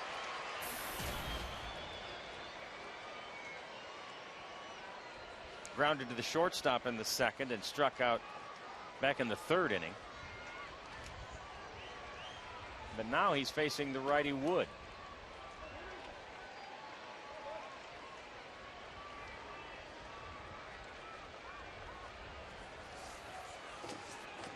David has hit safely in 9 of his 10 starts against the Royals in his career, and he's a .294 hitter against KC. And he hits this one high in right field. Goodbye. Home run for David Murphy. A 2-run shot. And the Rangers increase their lead. It's 8-5. Well, you said David Murphy's going to step up and change it. Looks like he did. No doubt about that. That went over the Ranger bullpen.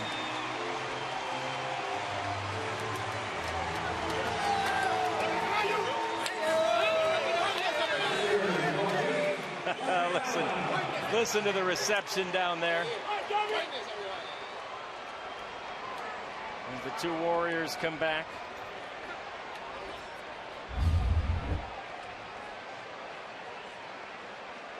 That's not going to get you out too many times.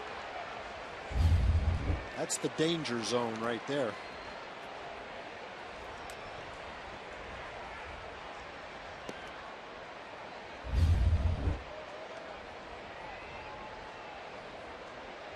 And that one was is high and deep. And a no-doubt shot for David Murphy.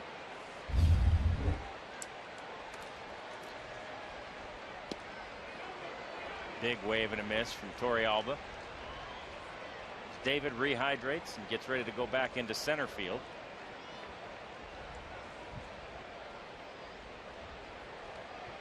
Right field has been the thing tonight, though. Ball is flying out that way in the jet stream. Yeah, that one might not have gone over the Ranger bullpen, but that one would have gone into the Ranger bullpen with no wind.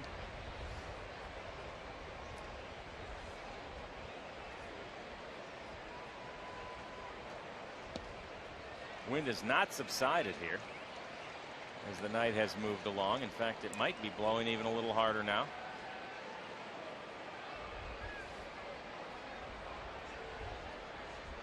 And helping the Rangers tonight, who have retaken an 8-5 lead. This one's going towards right field. Francoeur can't catch up with it.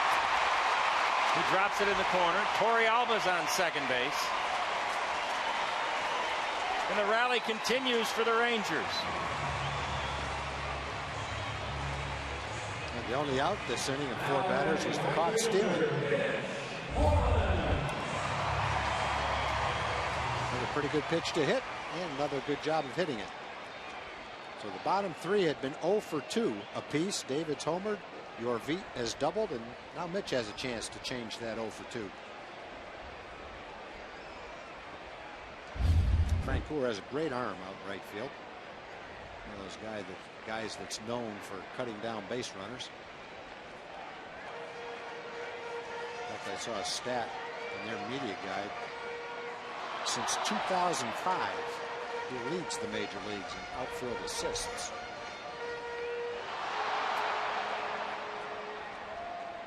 Now the conference at the mound with Wood and Bob McClure. And Bob McClure is going to have a lot of conferences and a lot of opportunities to teach at the major league level this year with his bullpen, with 5 rookies in the bullpen.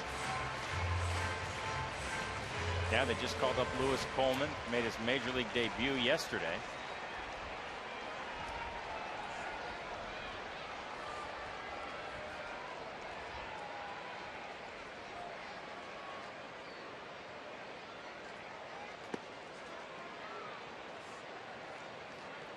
Dayton Moore came over as general manager to the Royals 5 years ago, and it's taken 5 years to get to this point.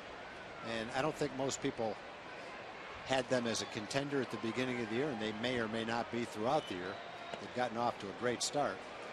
But I think by the makeup of their bullpen, you can tell that they didn't expect this to be a year where they have a chance to win, not with that many rookies.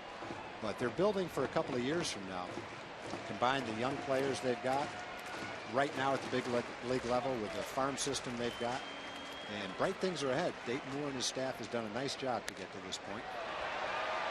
This one's straight up. Pena thinks he has a beat on it, but can't quite get it. It's out of play. Yeah, he wouldn't have caught that even if there was no wall there. They've got a couple of high #1 draft choices right here now, Gordon and Butler, to build around for the future. They like Escobar, the shortstop they got from Milwaukee in the Zach Greinke trade. Yeah. Chris Getz is doing a nice job as a leadoff hitter. So they've got a good thing going here. It just goes to show you, even with really bright people doing a great job, you can't turn an organization around overnight. It's taken them 5 years just to get to this point, let alone a couple more years that it might take to really get over the hump and be a strong contender. There's a strike to Mitch. The thing in their favor, looking at the American League Central, there really doesn't appear to be a dominant team. Most people thought the White Sox would be a strong contender, Minnesota and even Detroit. But none of those 3 teams has shown that yet.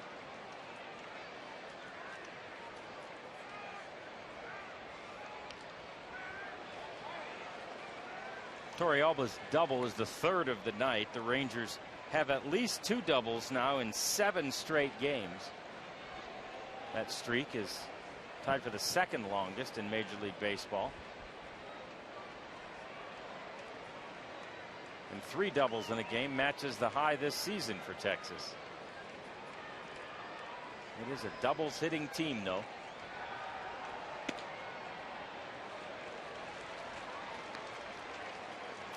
And now the count is full to Mitch Moreland.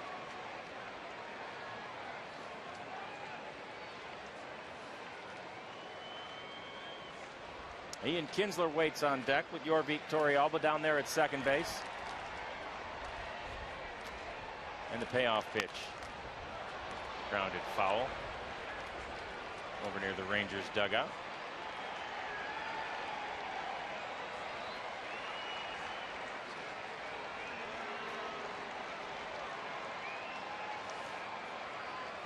The majority of the hits are of the extra base variety,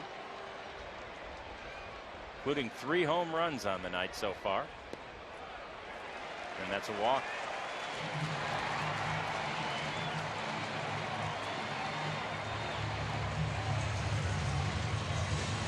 And now it'll be time for another call to the pen. Ned Yost wants Nathan Adcock. And Blake Wood is done for the night.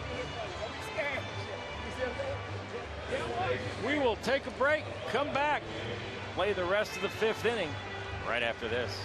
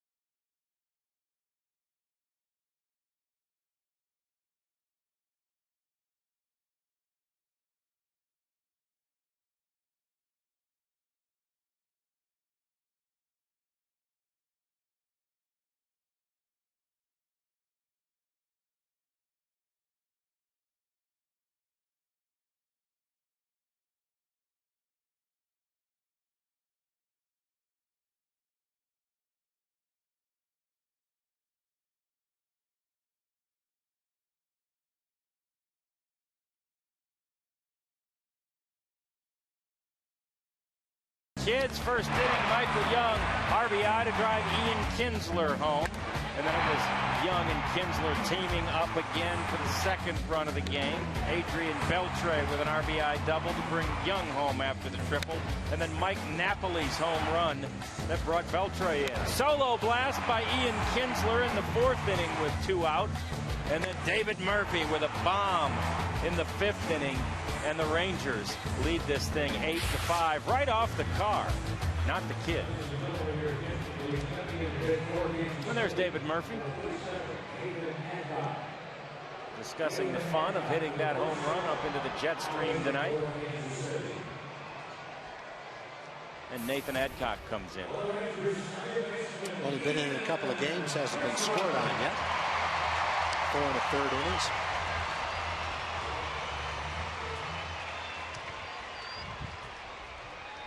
You're really asking a lot for your bullpen to hold up over a long period of time with 5 rookies in it.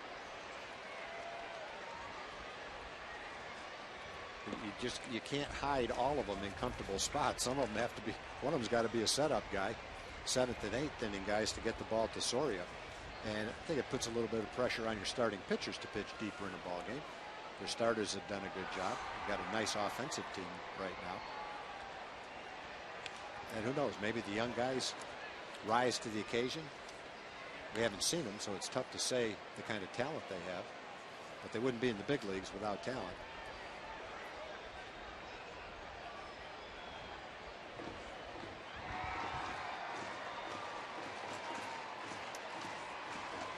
So Edcock with the 1-1 pitch now to Ian Kinsler. And he chops it toward third. Play is made over there by Betamit, and the side is retired. But the Rangers get a couple of more and pad their lead 8-5 to Texas as David Murphy hit the biggest bomb of the game so far.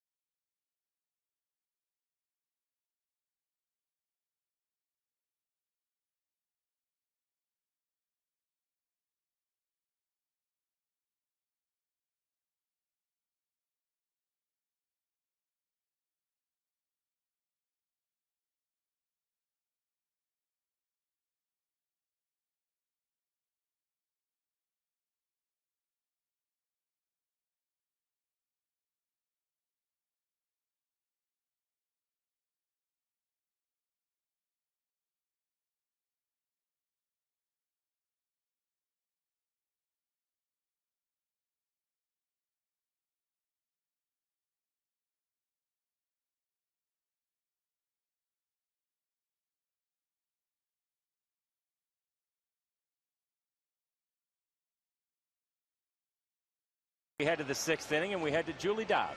Thank you, John. I'm here with Rob Matwick, who is the EVP of Operations out here at the ballpark.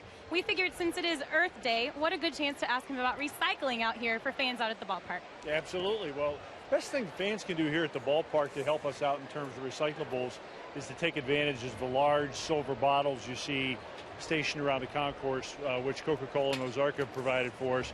You can put your plastics or aluminums in there. But if you don't have a chance to do that, after every game, we have a crew of about 20 or 25 people that come through the stands and pick those recyclables out, whether it's paper, aluminum, plastic, and we also do a lot of cardboard here, as you might imagine, with all the boxes we go through over the course of a game. Well, that's good to know. And you were also telling me earlier that in the off season, when all the renovations were being made, y'all did a lot of recycling, especially when it came to all the TVs that you had to get rid of. Yeah, that was really a first for us. You know, we took out 700 of the old CRT TVs, and we were able to donate about 300 of those to people that could put them to use. But the remaining 400, we were able to actually recycle, and sort of the e-waste out of those is about 18,000 pounds of recyclable material. We aim for about, of all the waste that we produce at this building every year, we try to recycle between 15 and 25% of it. So 15's been about our average. We're trying to get up to 25 this year, and we think we're well on our way. Awesome. Well, the Rangers are staying green out here at the ballpark. Thank you, Rob. John, we'll send it back to you. All right, Julie, thank you. And Rob, thank you very much. Good effort by the Rangers to keep it green, and a good effort by Derek Holland against Jeff Francoeur there to get him on strikes. They struck out Francoeur twice now, and he struck out 2, 4, 6. 4 out of the last 6 batters have struck out. Well, after that big 5-run inning, Derek's come right out and done exactly what you want to do. Shut him down. You got the lead again, coming out throwing strikes. Yeah, here's Betamit. He's behind 0-1. Make it 0-2. The pitch totals for Derek by inning: 15 in the first, 12 in the second, 14 in the third. He had that 30 pitch 4th inning, and then back to 12 in the 5th inning.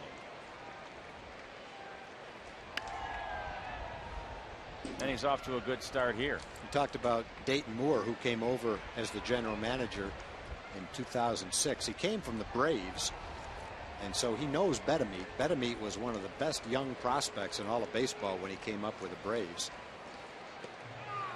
Strike 3 called.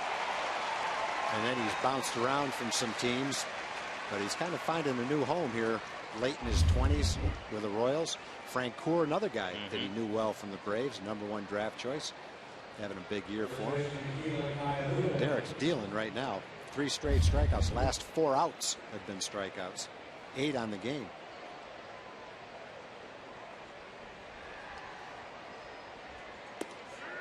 And there's another strike. Throwing harder right now than he was at the beginning, and throwing more strikes right now than he was. You look at the innings around the 4th inning, and it really makes the 4th inning stand out. How did that happen? Yeah, that's the aberration. And it, you know, there's a couple of cheap little ground balls in that inning. 1 ball hit hard by Frank Coor, and then the wind-blown home run by Pena accounted for 3 runs. There's a strike.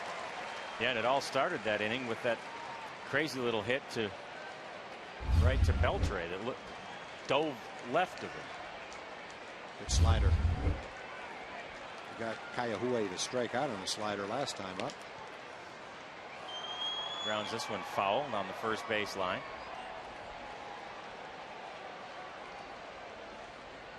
And Derek's at 95 pitches. Last time out against the Yankees, he matched a career high with 118 pitches. We'll see you get a sense of what his limitations might be. That one's a little low for a ball. Evens it up at 2-2.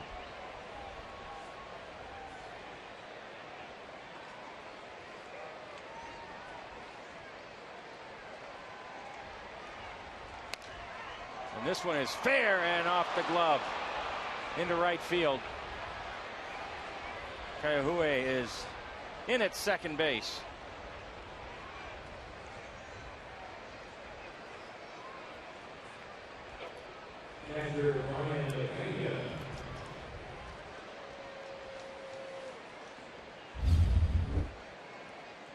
Not an easy chance by any means. This ball takes a hop right down the line. Michael gets a glove on it. Can't hang on to it. It's going to go as a double. Wicked hop there. And Pena hit the home run the last time up on a pitch up and away. Derek tries to bust him in, keep the ball down on him. Yep. That's what he's doing.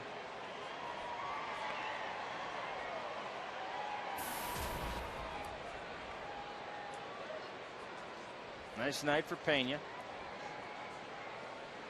Walking a home run.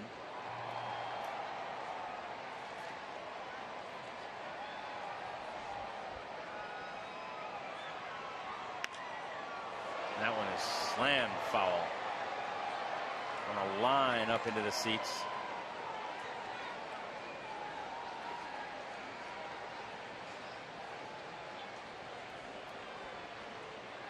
Another runner in scoring position for the Royals here.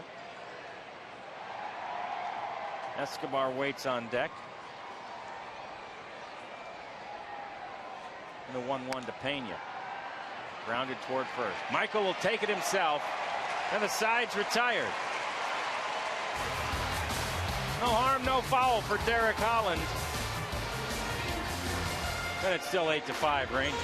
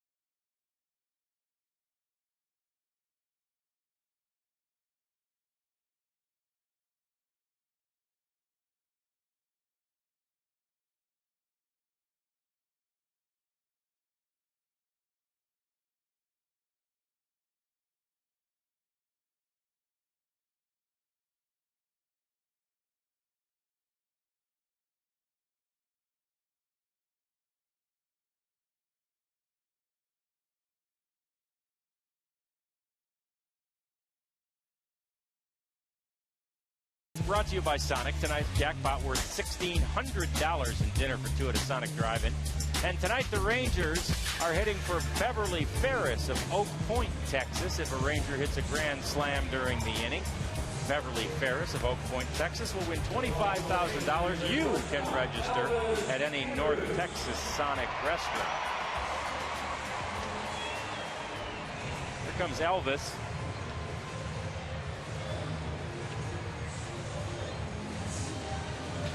With the Rangers leading 8-5 in the bottom of the sixth inning.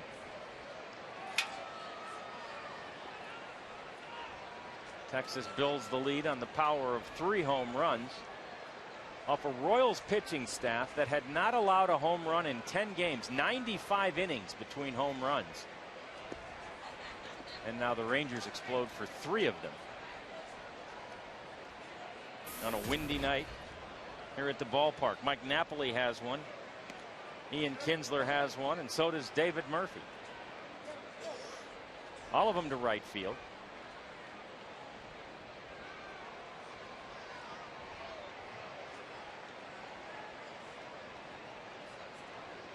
And the 2-0 from Adcock to Elvis.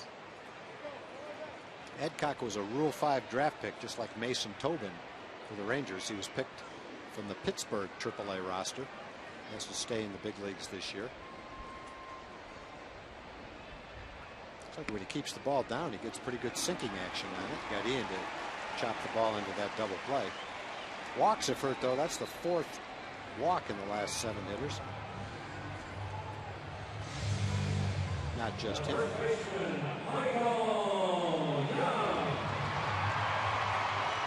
And now it's Michael Young.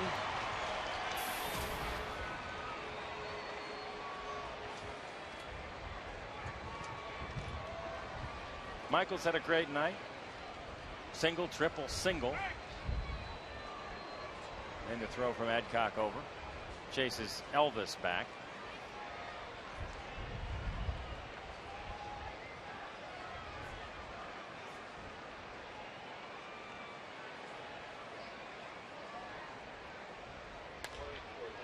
And this one is grounded to short. 1 and 2. Another double play. That sinker, when he keeps it down, is going to be tough to hit in the air. Both Ian and Michael have found that out. Chopping into double plays. Watch when he keeps the ball down, how that ball sinks.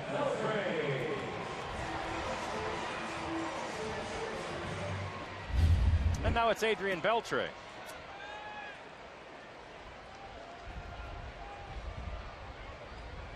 Arthur Rhodes up and warming in the Rangers bullpen.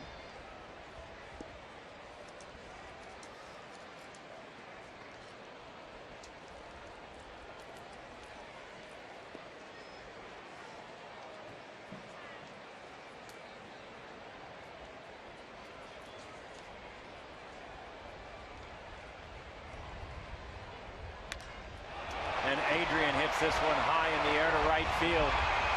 In the bullpen, another home run for the Rangers.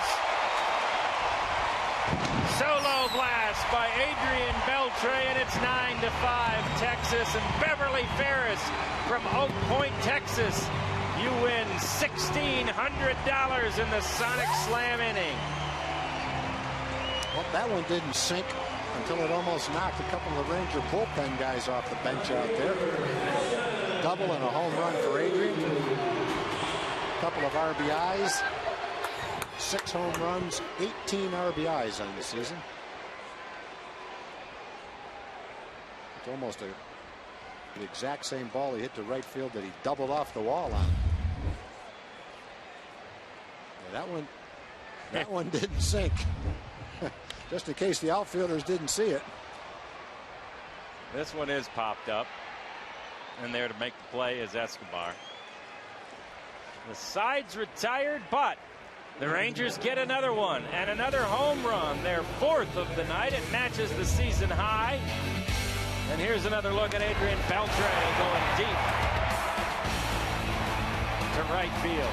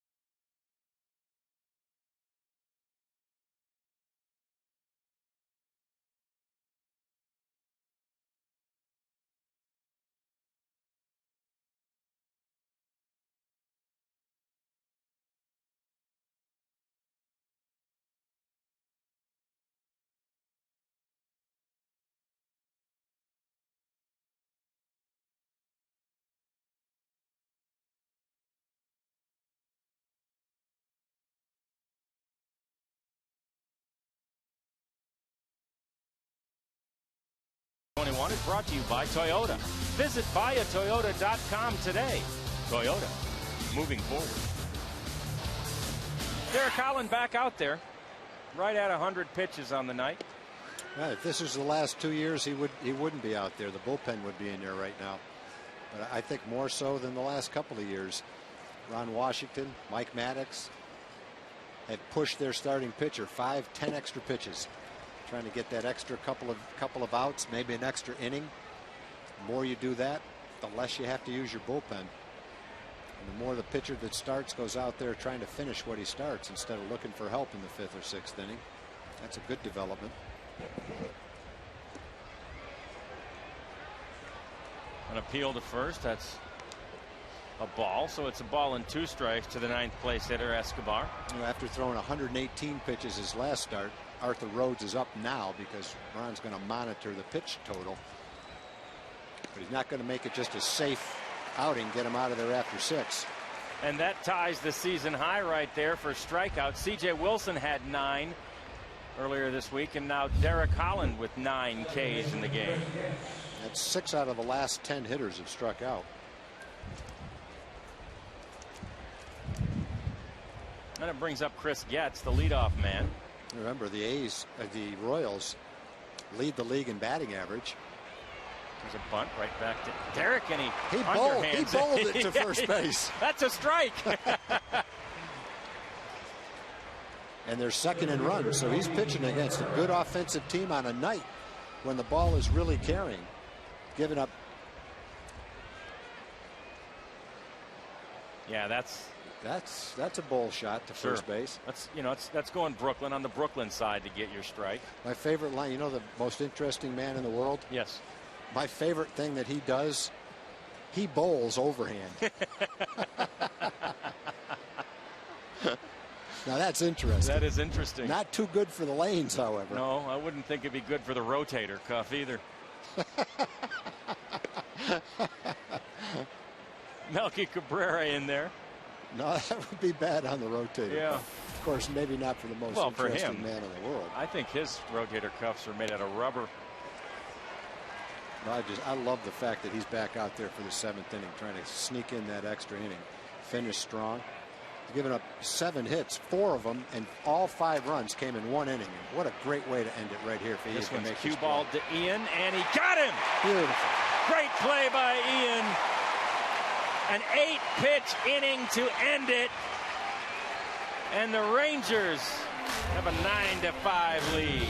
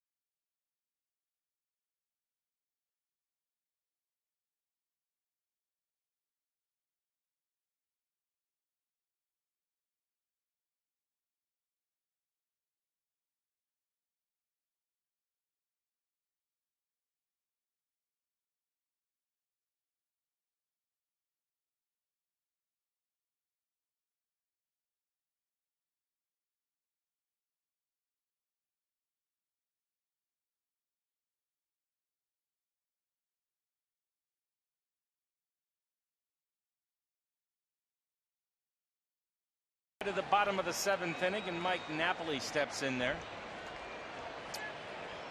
4 home runs on the night for the Rangers. That matches a season high.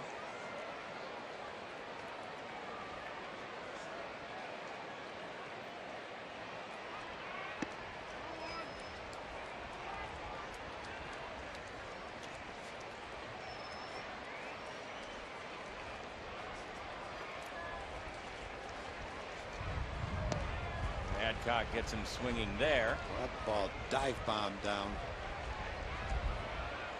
He's made a lot of good pitches in 5 batters. One of the few pitches that he threw that didn't sink was the one Beltre hit for a home run. His 3rd inning of work as he replaced Blake Wood, who replaced Jeff Francis. Both those pitching changes happened in the 5th inning.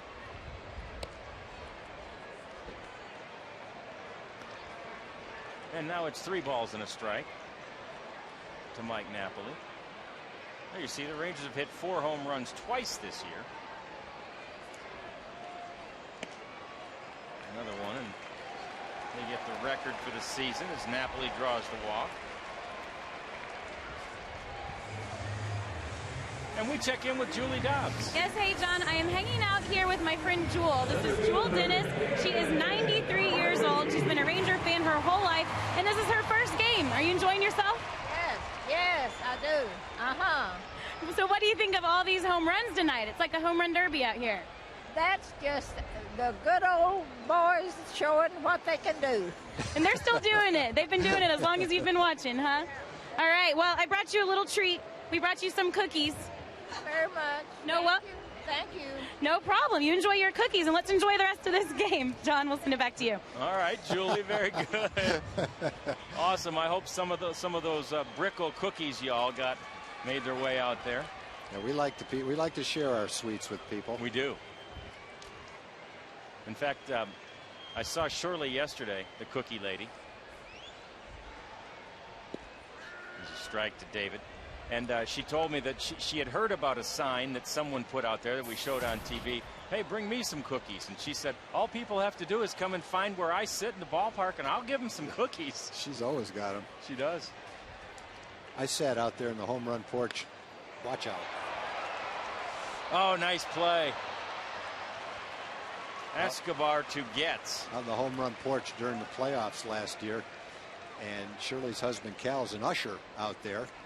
And he told her that my wife and I were sitting out there, and she sent cookies out to us during one of the playoff games. Isn't that awesome? She always comes through for us. Well, David had a base hit right there. It looked like it was slowed down by the mound.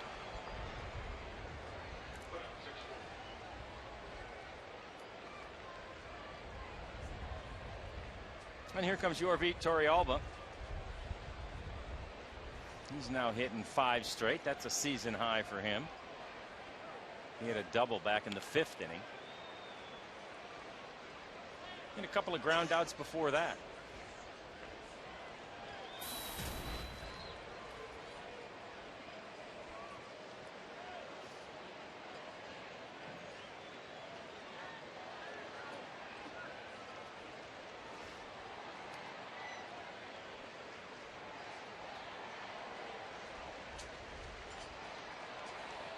Checking David Murphy back at first base.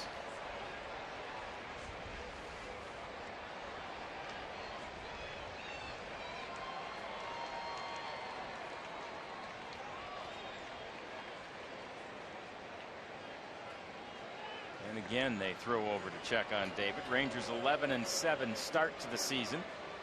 Is their best 18-game start since 1998. That, of course, was a playoff year under Johnny Oates.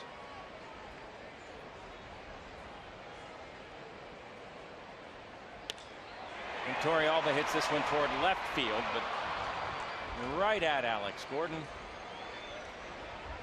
And there are 2 away. And here are today's Toyota on the road American League Baseball scoreboard. You see Detroit beats up on Chicago in another Central Division matchup. 9-3 the final there. In Baltimore there was rain again, just like there was 2 weeks ago tonight when we got rained out. Toronto and Tampa Bay are tied at 4 in the 10th inning in the American League. And you see the others. Minnesota, it's raining there too. No score in the other two.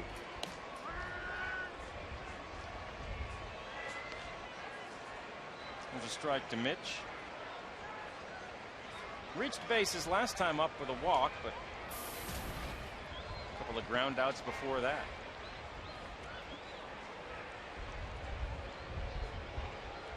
And another check of Murphy.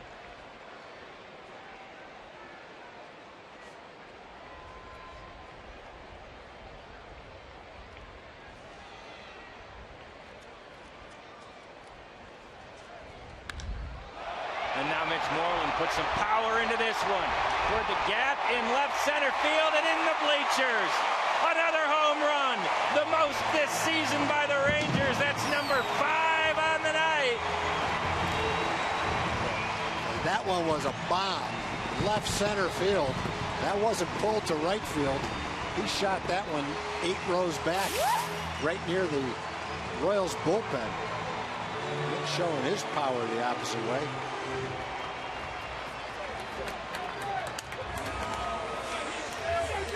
Five guys now have knocked in 2 runs. Wow, yeah. Young has done it. Napoli's done it. Murphy's done it. Morland's done it. Beltre's done it.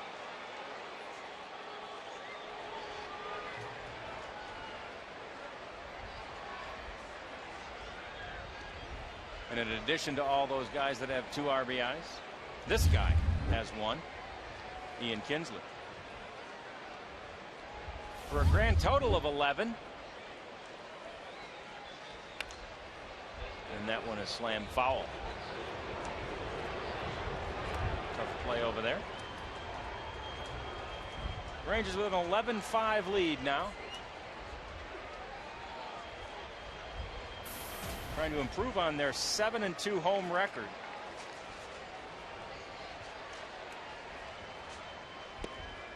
At 7-2, they're tied for the best record at home in all of Major League Baseball. And there you see the numbers on Derek Holland. Yeah, those numbers don't even come close to showing the way he threw the ball today. Kinsler with a solid single out there into left field. There have been some ropes hit in this game. Most of them by the Rangers. Ian's hit the ball hard 3 times. Double, single, and a home run.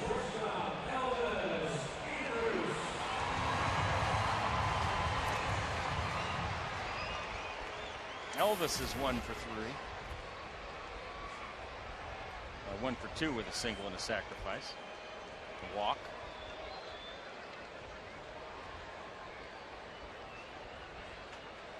And now McClure has a chant with Adcock.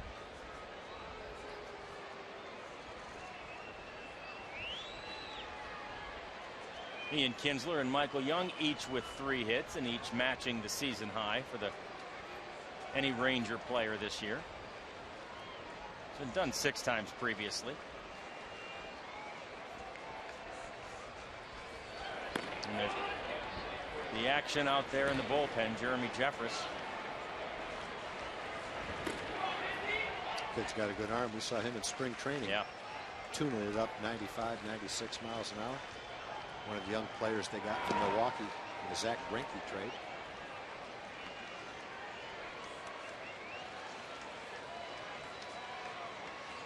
(11-5) Rangers. 5 home runs on the night. That's a season high. And this one's grounded to Betamit. He goes the easy way to get Ian at second. And the side is retired. But the Rangers get a couple of more on the home run by Mitch Moreland. And here comes Pedro Strop.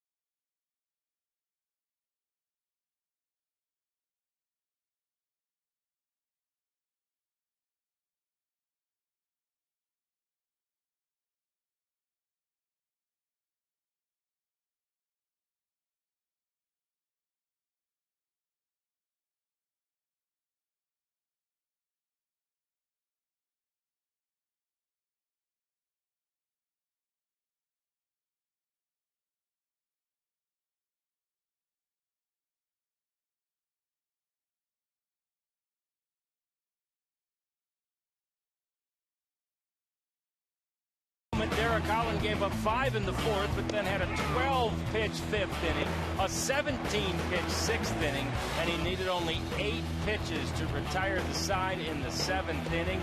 Derek Holland's night is through, but for great deals, go to shophonda.com. And Derek in the 4th inning gave up 4 hits, a walk, a 3-run homer, and 5 runs total. Then he came back in the 5th inning, and in his last 3 innings gave up 2 hits, no runs, no walks, and 5 strikeouts. And that's, I think, a great example of the difference between Derek this year and the past couple years. Didn't get out of hand, even though he gave up 5 runs. He came back the last 3 innings, and that was the best he pitched in the whole game, the last 3 innings after that tough inning.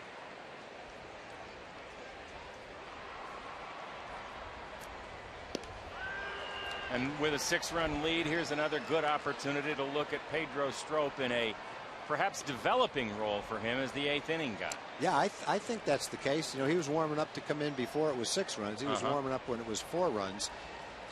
And when you look at the potential candidates to pitch in the 8th inning, Strop is probably the best candidate as far as pure stuff goes. He's got a mid-90s fastball, a pretty good splitter, pretty good slider. Now, he hasn't had the experience, and I think Ron has to test him a little bit before he'll have the confidence to put him in that role. But based on pure stuff, he's the one candidate out in the Ranger bullpen that stacks up as the kind of guy you'd like to see out there in the 8th inning. All right, Darren Oliver, Arthur Rhodes both have experience in that role, and you feel comfortable with them pitching there too. But long term, you've got a young kid with a good arm, and the kind of kid I think Ron would like to develop into an 8th inning guy. Sure. Probably in closer games, feel more comfortable with Darren or Arthur out there. Darren O'Day's done it before. But long term, it might be a guy like Pedro. And there's a walk to lead things off to Alex Gordon. That won't win points. Nope. 6-run lead, leadoff walk. Here comes Butler. He's the cleanup man. As this big crowd gets going. Now, do you remember what you, when you eyeballed this crowd, do you remember what you estimated it would be at? I thought it said 45,000.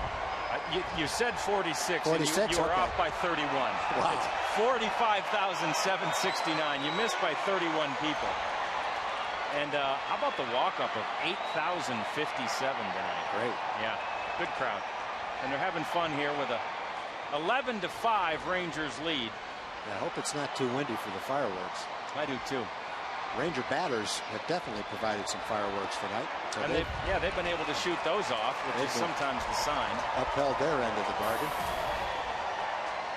5 home runs on the night for the Rangers.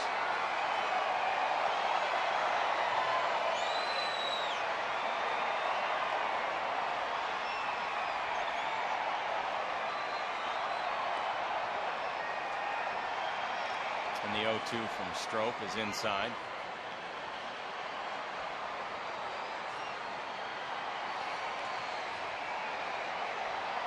Butler's got a walk, scored a run after the walk, and a couple of strikeouts tonight. And he hits this one towards center field. On the run is David Murphy, but he won't get there. And it's a single by Butler, his first hit of the night.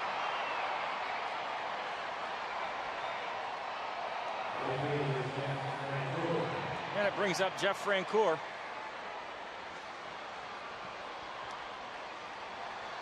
Jeff's 4th inning double extended his hitting streak to 12 games. And there's Torey Alba out there just kind of calming Pedro Strop down. And Ian's going back to second base with no idea what they just said. You got Beltre, Torey Alba, and Strop, and Ian. Ian looked so interested, though, didn't he? She said, Ian, what did they say? He'd probably say, he said, relax and throw strikes. Yeah. Pretty much know the message.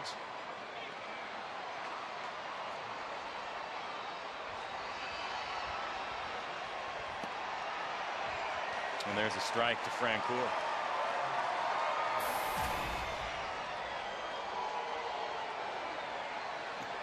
Tied for the league leadership in RBIs with Adrian Beltre.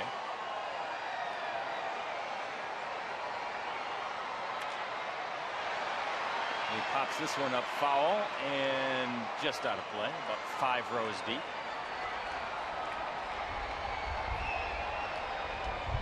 Rangers pitcher Brandon Webb is headed to Arizona tonight. The team has determined that he is ready to go face some hitters in extended spring games. That's good news. Yeah, that's very good news. Get Brandon down there doing that. Tommy Hunter, Scott Feldman eventually. With some potential reinforcements. More depth. It's been proven over and over again that you need so much depth.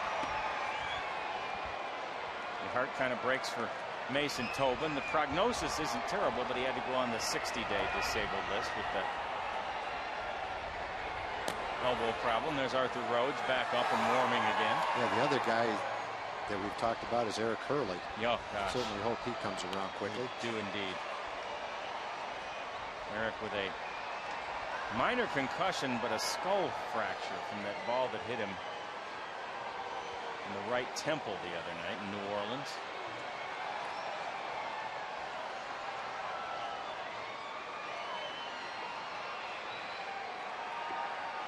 The 1-2 pitch from Strop to Francoeur.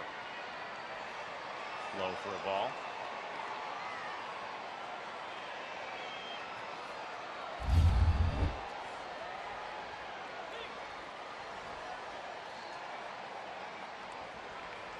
Runner at first base is Butler. At second base, it's Gordon.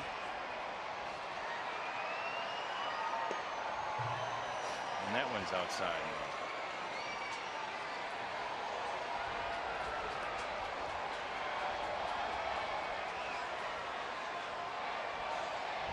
So it's 3-2 now to the 5th place hitter.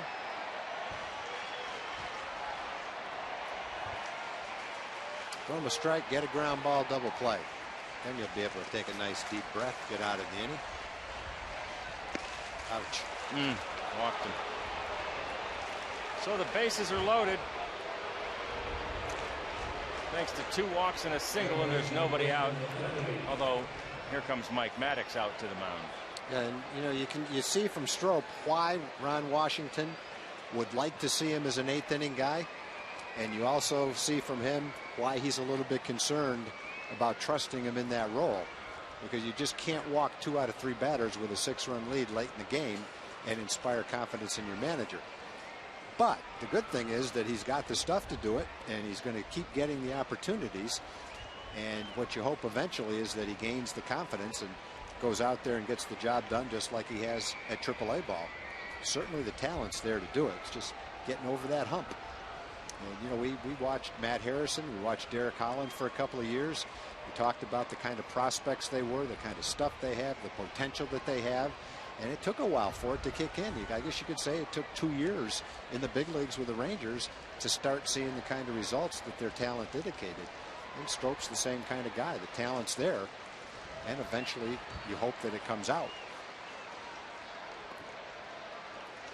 He was ahead of both Butler and Francoeur, 0-2. And they were able to work a single and a walk out of him to get these bases loaded. So it's Betemeat now. Another guy who extended a hitting streak earlier to 13 games with a single in the 4th.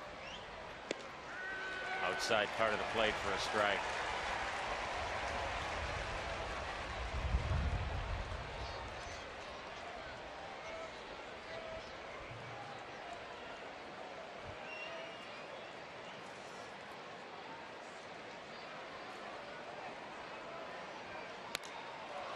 This one's in the air to right field. Curling and over to make the play is Mitch Moreland. Tagging and coming home to score is Alex Gordon. Good play by Mitch. Great throw in. Keep the man at first base. Keep the double play in order. Betemeat gets a sacrifice fly, but in a 6-run game, you'll take the out. And it's not going to be another hitter, it doesn't look like. Left-hand hitter coming up. And Arthur Rhodes coming in, it appears. His warm-up tosses are complete. And so is the night for Pedro Strop. We're back to talk about Arthur and get through the rest of this 8th inning right after this.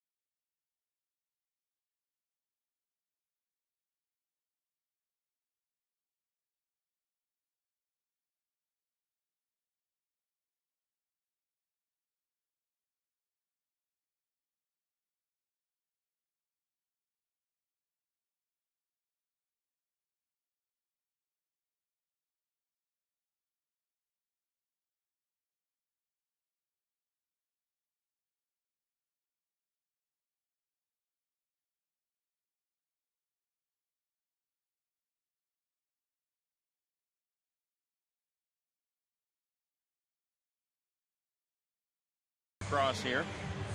Top of the 8th inning. And now Arthur Rhodes comes in. His 6th game of the year. He gave the young guy, Strope, a chance. But now with the game getting a little closer, wanting to have the best chance to close it out, go to the veteran.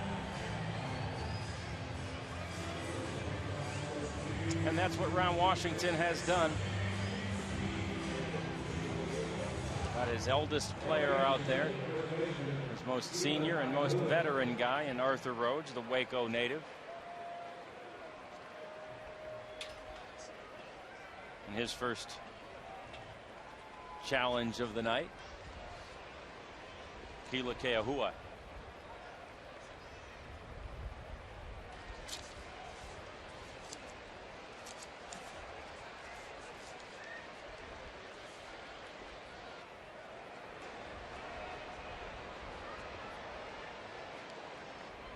Checks the runner at first, wants to keep him there. That is Francoeur, who walked.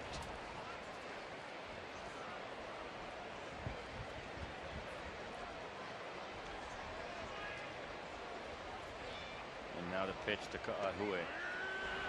There's a strike.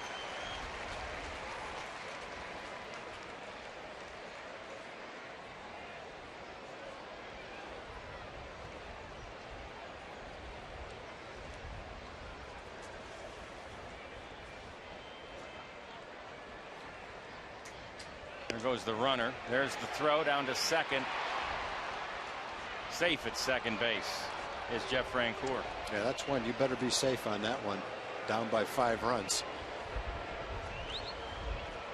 It does eliminate the double play. There's still an inning to play after this, so it gets you into scoring position. But boy, you can't be thrown out in that situation. But he wasn't. He stole it. So they're at second and third with 1 out.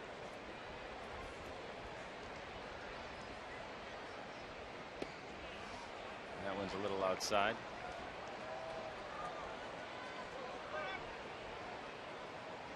Keela's got a double and 3 trips to the plate.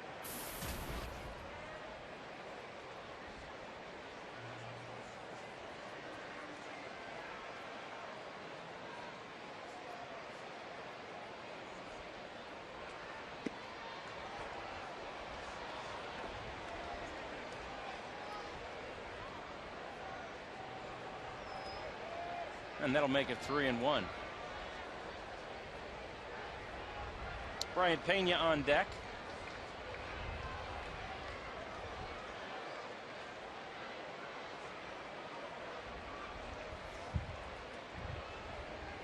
And the pitch. Swing and a miss to run things full at Keahua. High heat. They've all been up there.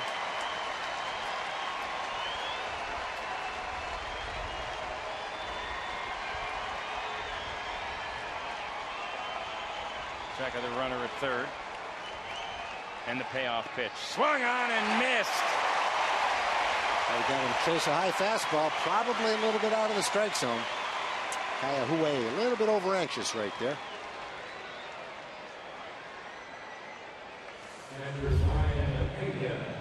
Another high one. This one I think is up and out of the strike zone. Let's see. Yep. Yeah. A couple of them were just about touching the top of the strike zone, but that one was well out of it. But he couldn't lay off, and he's down on strikes. And it's the 10th of the game for Rangers pitchers. 9 of those turned in by Derek Holland. 2 out in the inning for Pena. Runner still at second and third.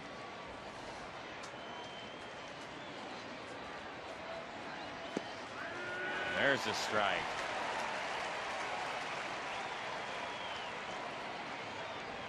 Pena had the 3-run homer in the 4th inning.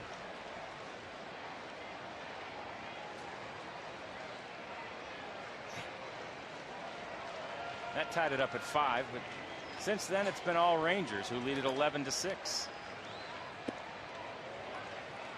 Inside for a ball to make it 2-1.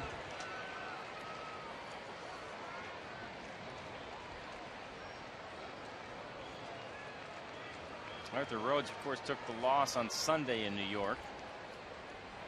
Eric Chavez with that tie-breaking RBI single in the 8th in the finale of the road trip. There's a strike.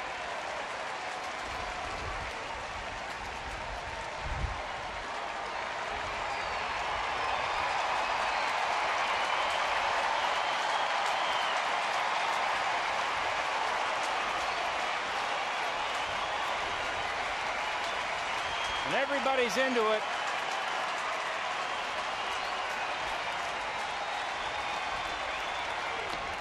Strike 3 called. Arthur Rhodes is out of the inning. And the Rangers still lead it by 5. There it is.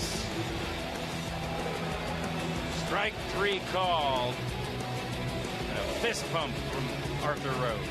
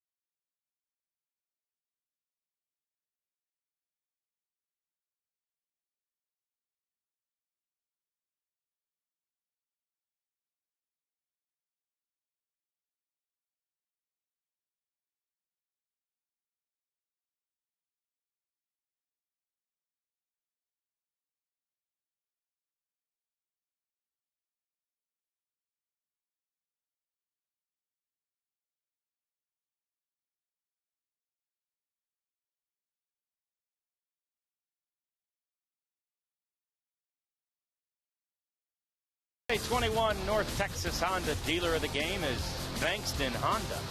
Visit us in Louisville or log on to bankstonhonda.com. Michael Young coming to the plate at the bottom of the 8th inning for the Rangers. Michael with 3 hits and 4 trips to the plate on this night. A single, a triple, and a single in the 1st, 3rd, and 4th innings. And he'll face Jeremy Jeffress, the new pitcher. Saw this kid in spring training. He's got a great arm. Mid-90s fastball. Got to learn how to command it, but he can get it up there. Starts Michael off with a strike. The 23-year-old, as we mentioned, one of the 4 players acquired in that Zach Greinke trade.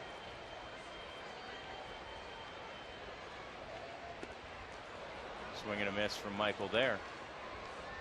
That, of course, means he was one of the best prospects in the Milwaukee organization. In fact, pitched at 4 different levels before actually making it to the big leagues late last season in the Brewers organization.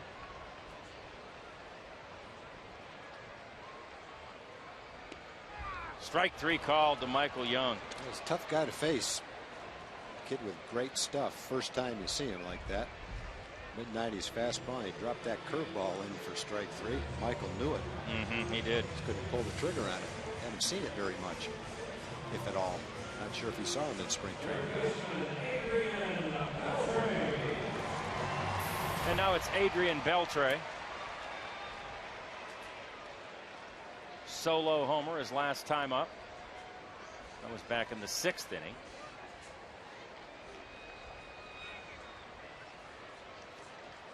Darren Oliver out there working in the Rangers pen now.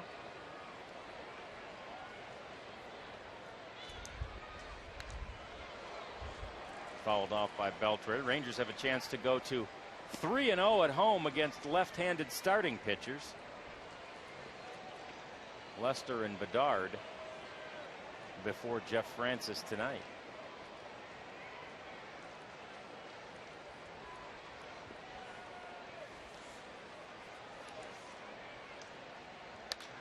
And this one's hit hard into center field on a rope from Adrian Beltre. He had a great swing at a 97-mile-an-hour fastball up around his eyes. That one was 99 miles an hour, and he ripped it back harder than it came in. 3 ropes for him, a double and a home run, and now a rope up the middle. Boom. You can't hit the ball harder than he has hit it, and Ian has hit it tonight. All 6 of their hits have been right on the good part of the bat.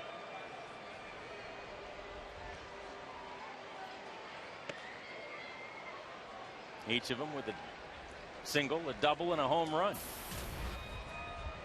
on the night. And here's Nelly.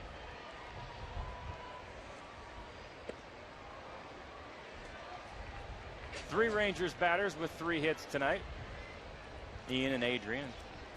Michael Young's the other.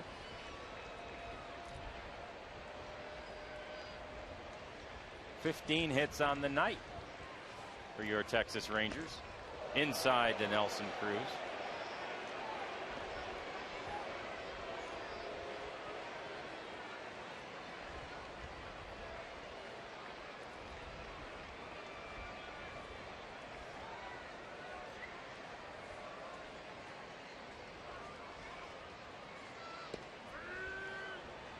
Takes a strike on the 3-0 pitch.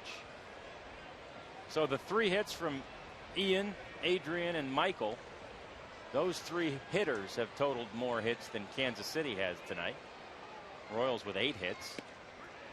And there's another strike to Nelly to run things full. It's 3-2.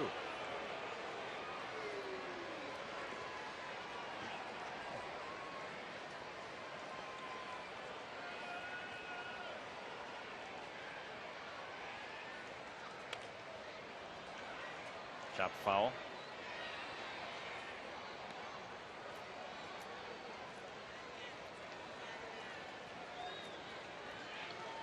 Rangers are 37-21 in the period between 04 and 2011 against the Royals.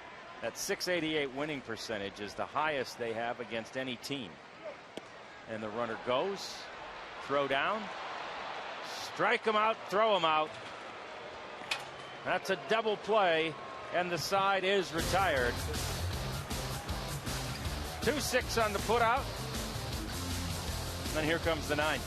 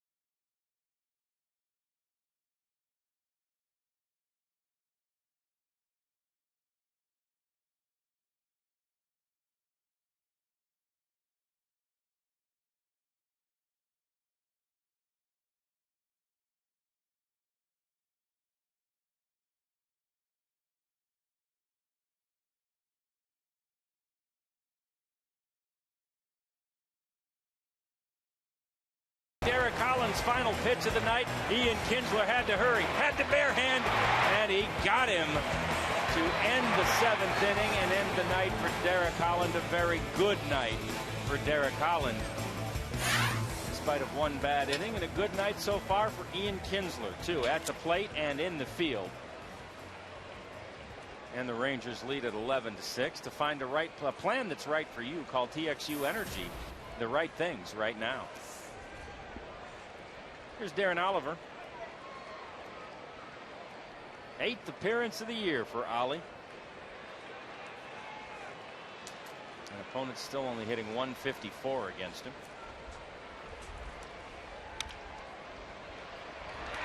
Looped over there to Elvis. There's a quick out.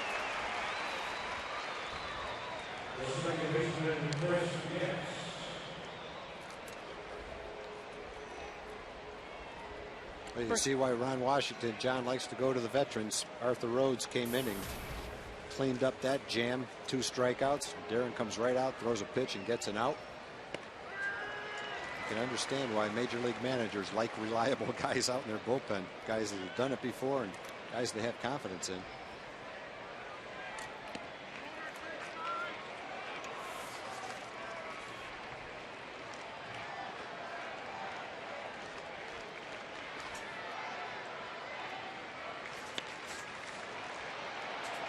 High in the air to left field. Nelly back to make the play, and there are 2 away. There's Derek Holland.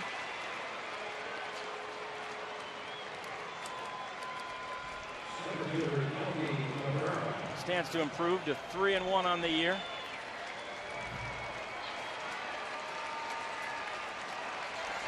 Standing there with Matt Harrison. The young guys doing so well at the back of the bullpen. And now Ollie's ahead of Cabrera. No balls and a strike.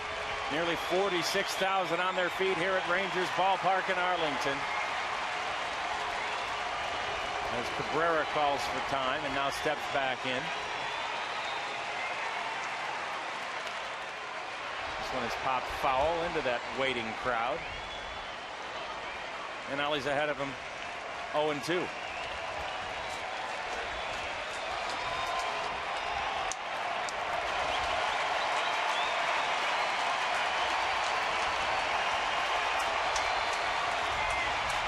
0-2 pitch.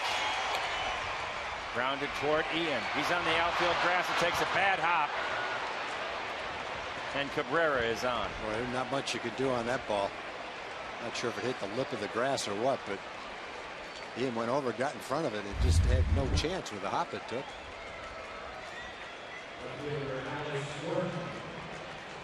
Looks like they have called it an error.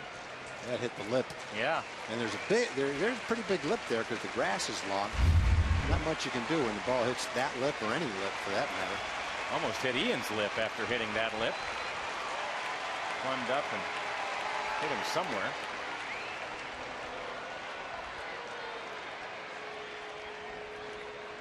And it brings up Alex Gordon.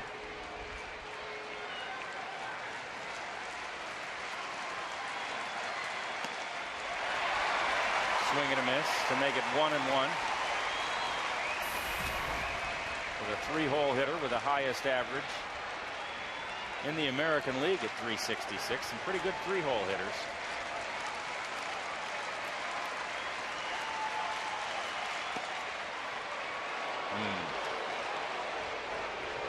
Close for a ball. 2-1.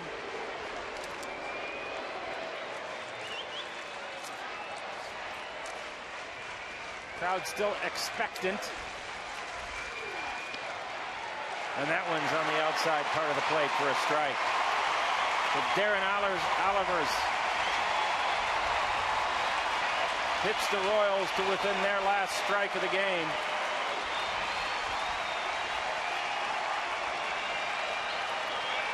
The 2-2 pitch. Fouled off.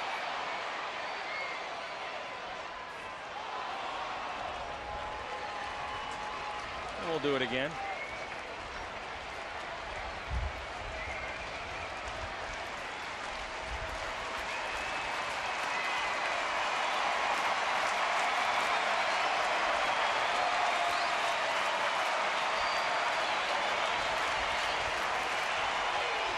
swing and a miss, and Darren Oliver got him on strikes. The side is retired. Derek Holland gets his 3rd win of the year.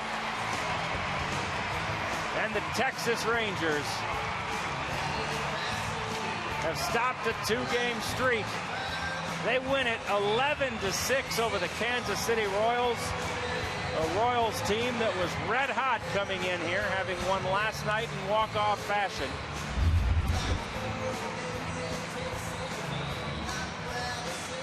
A good fastball by Darren. It's the 4th straight time the Rangers have won the first game of a 3-game series. And they're going to try to change the outcome of the last 2 games of a 3-game series tomorrow night. They win it tonight by a final of 11-6. Derek Holland is 3-1 on the year.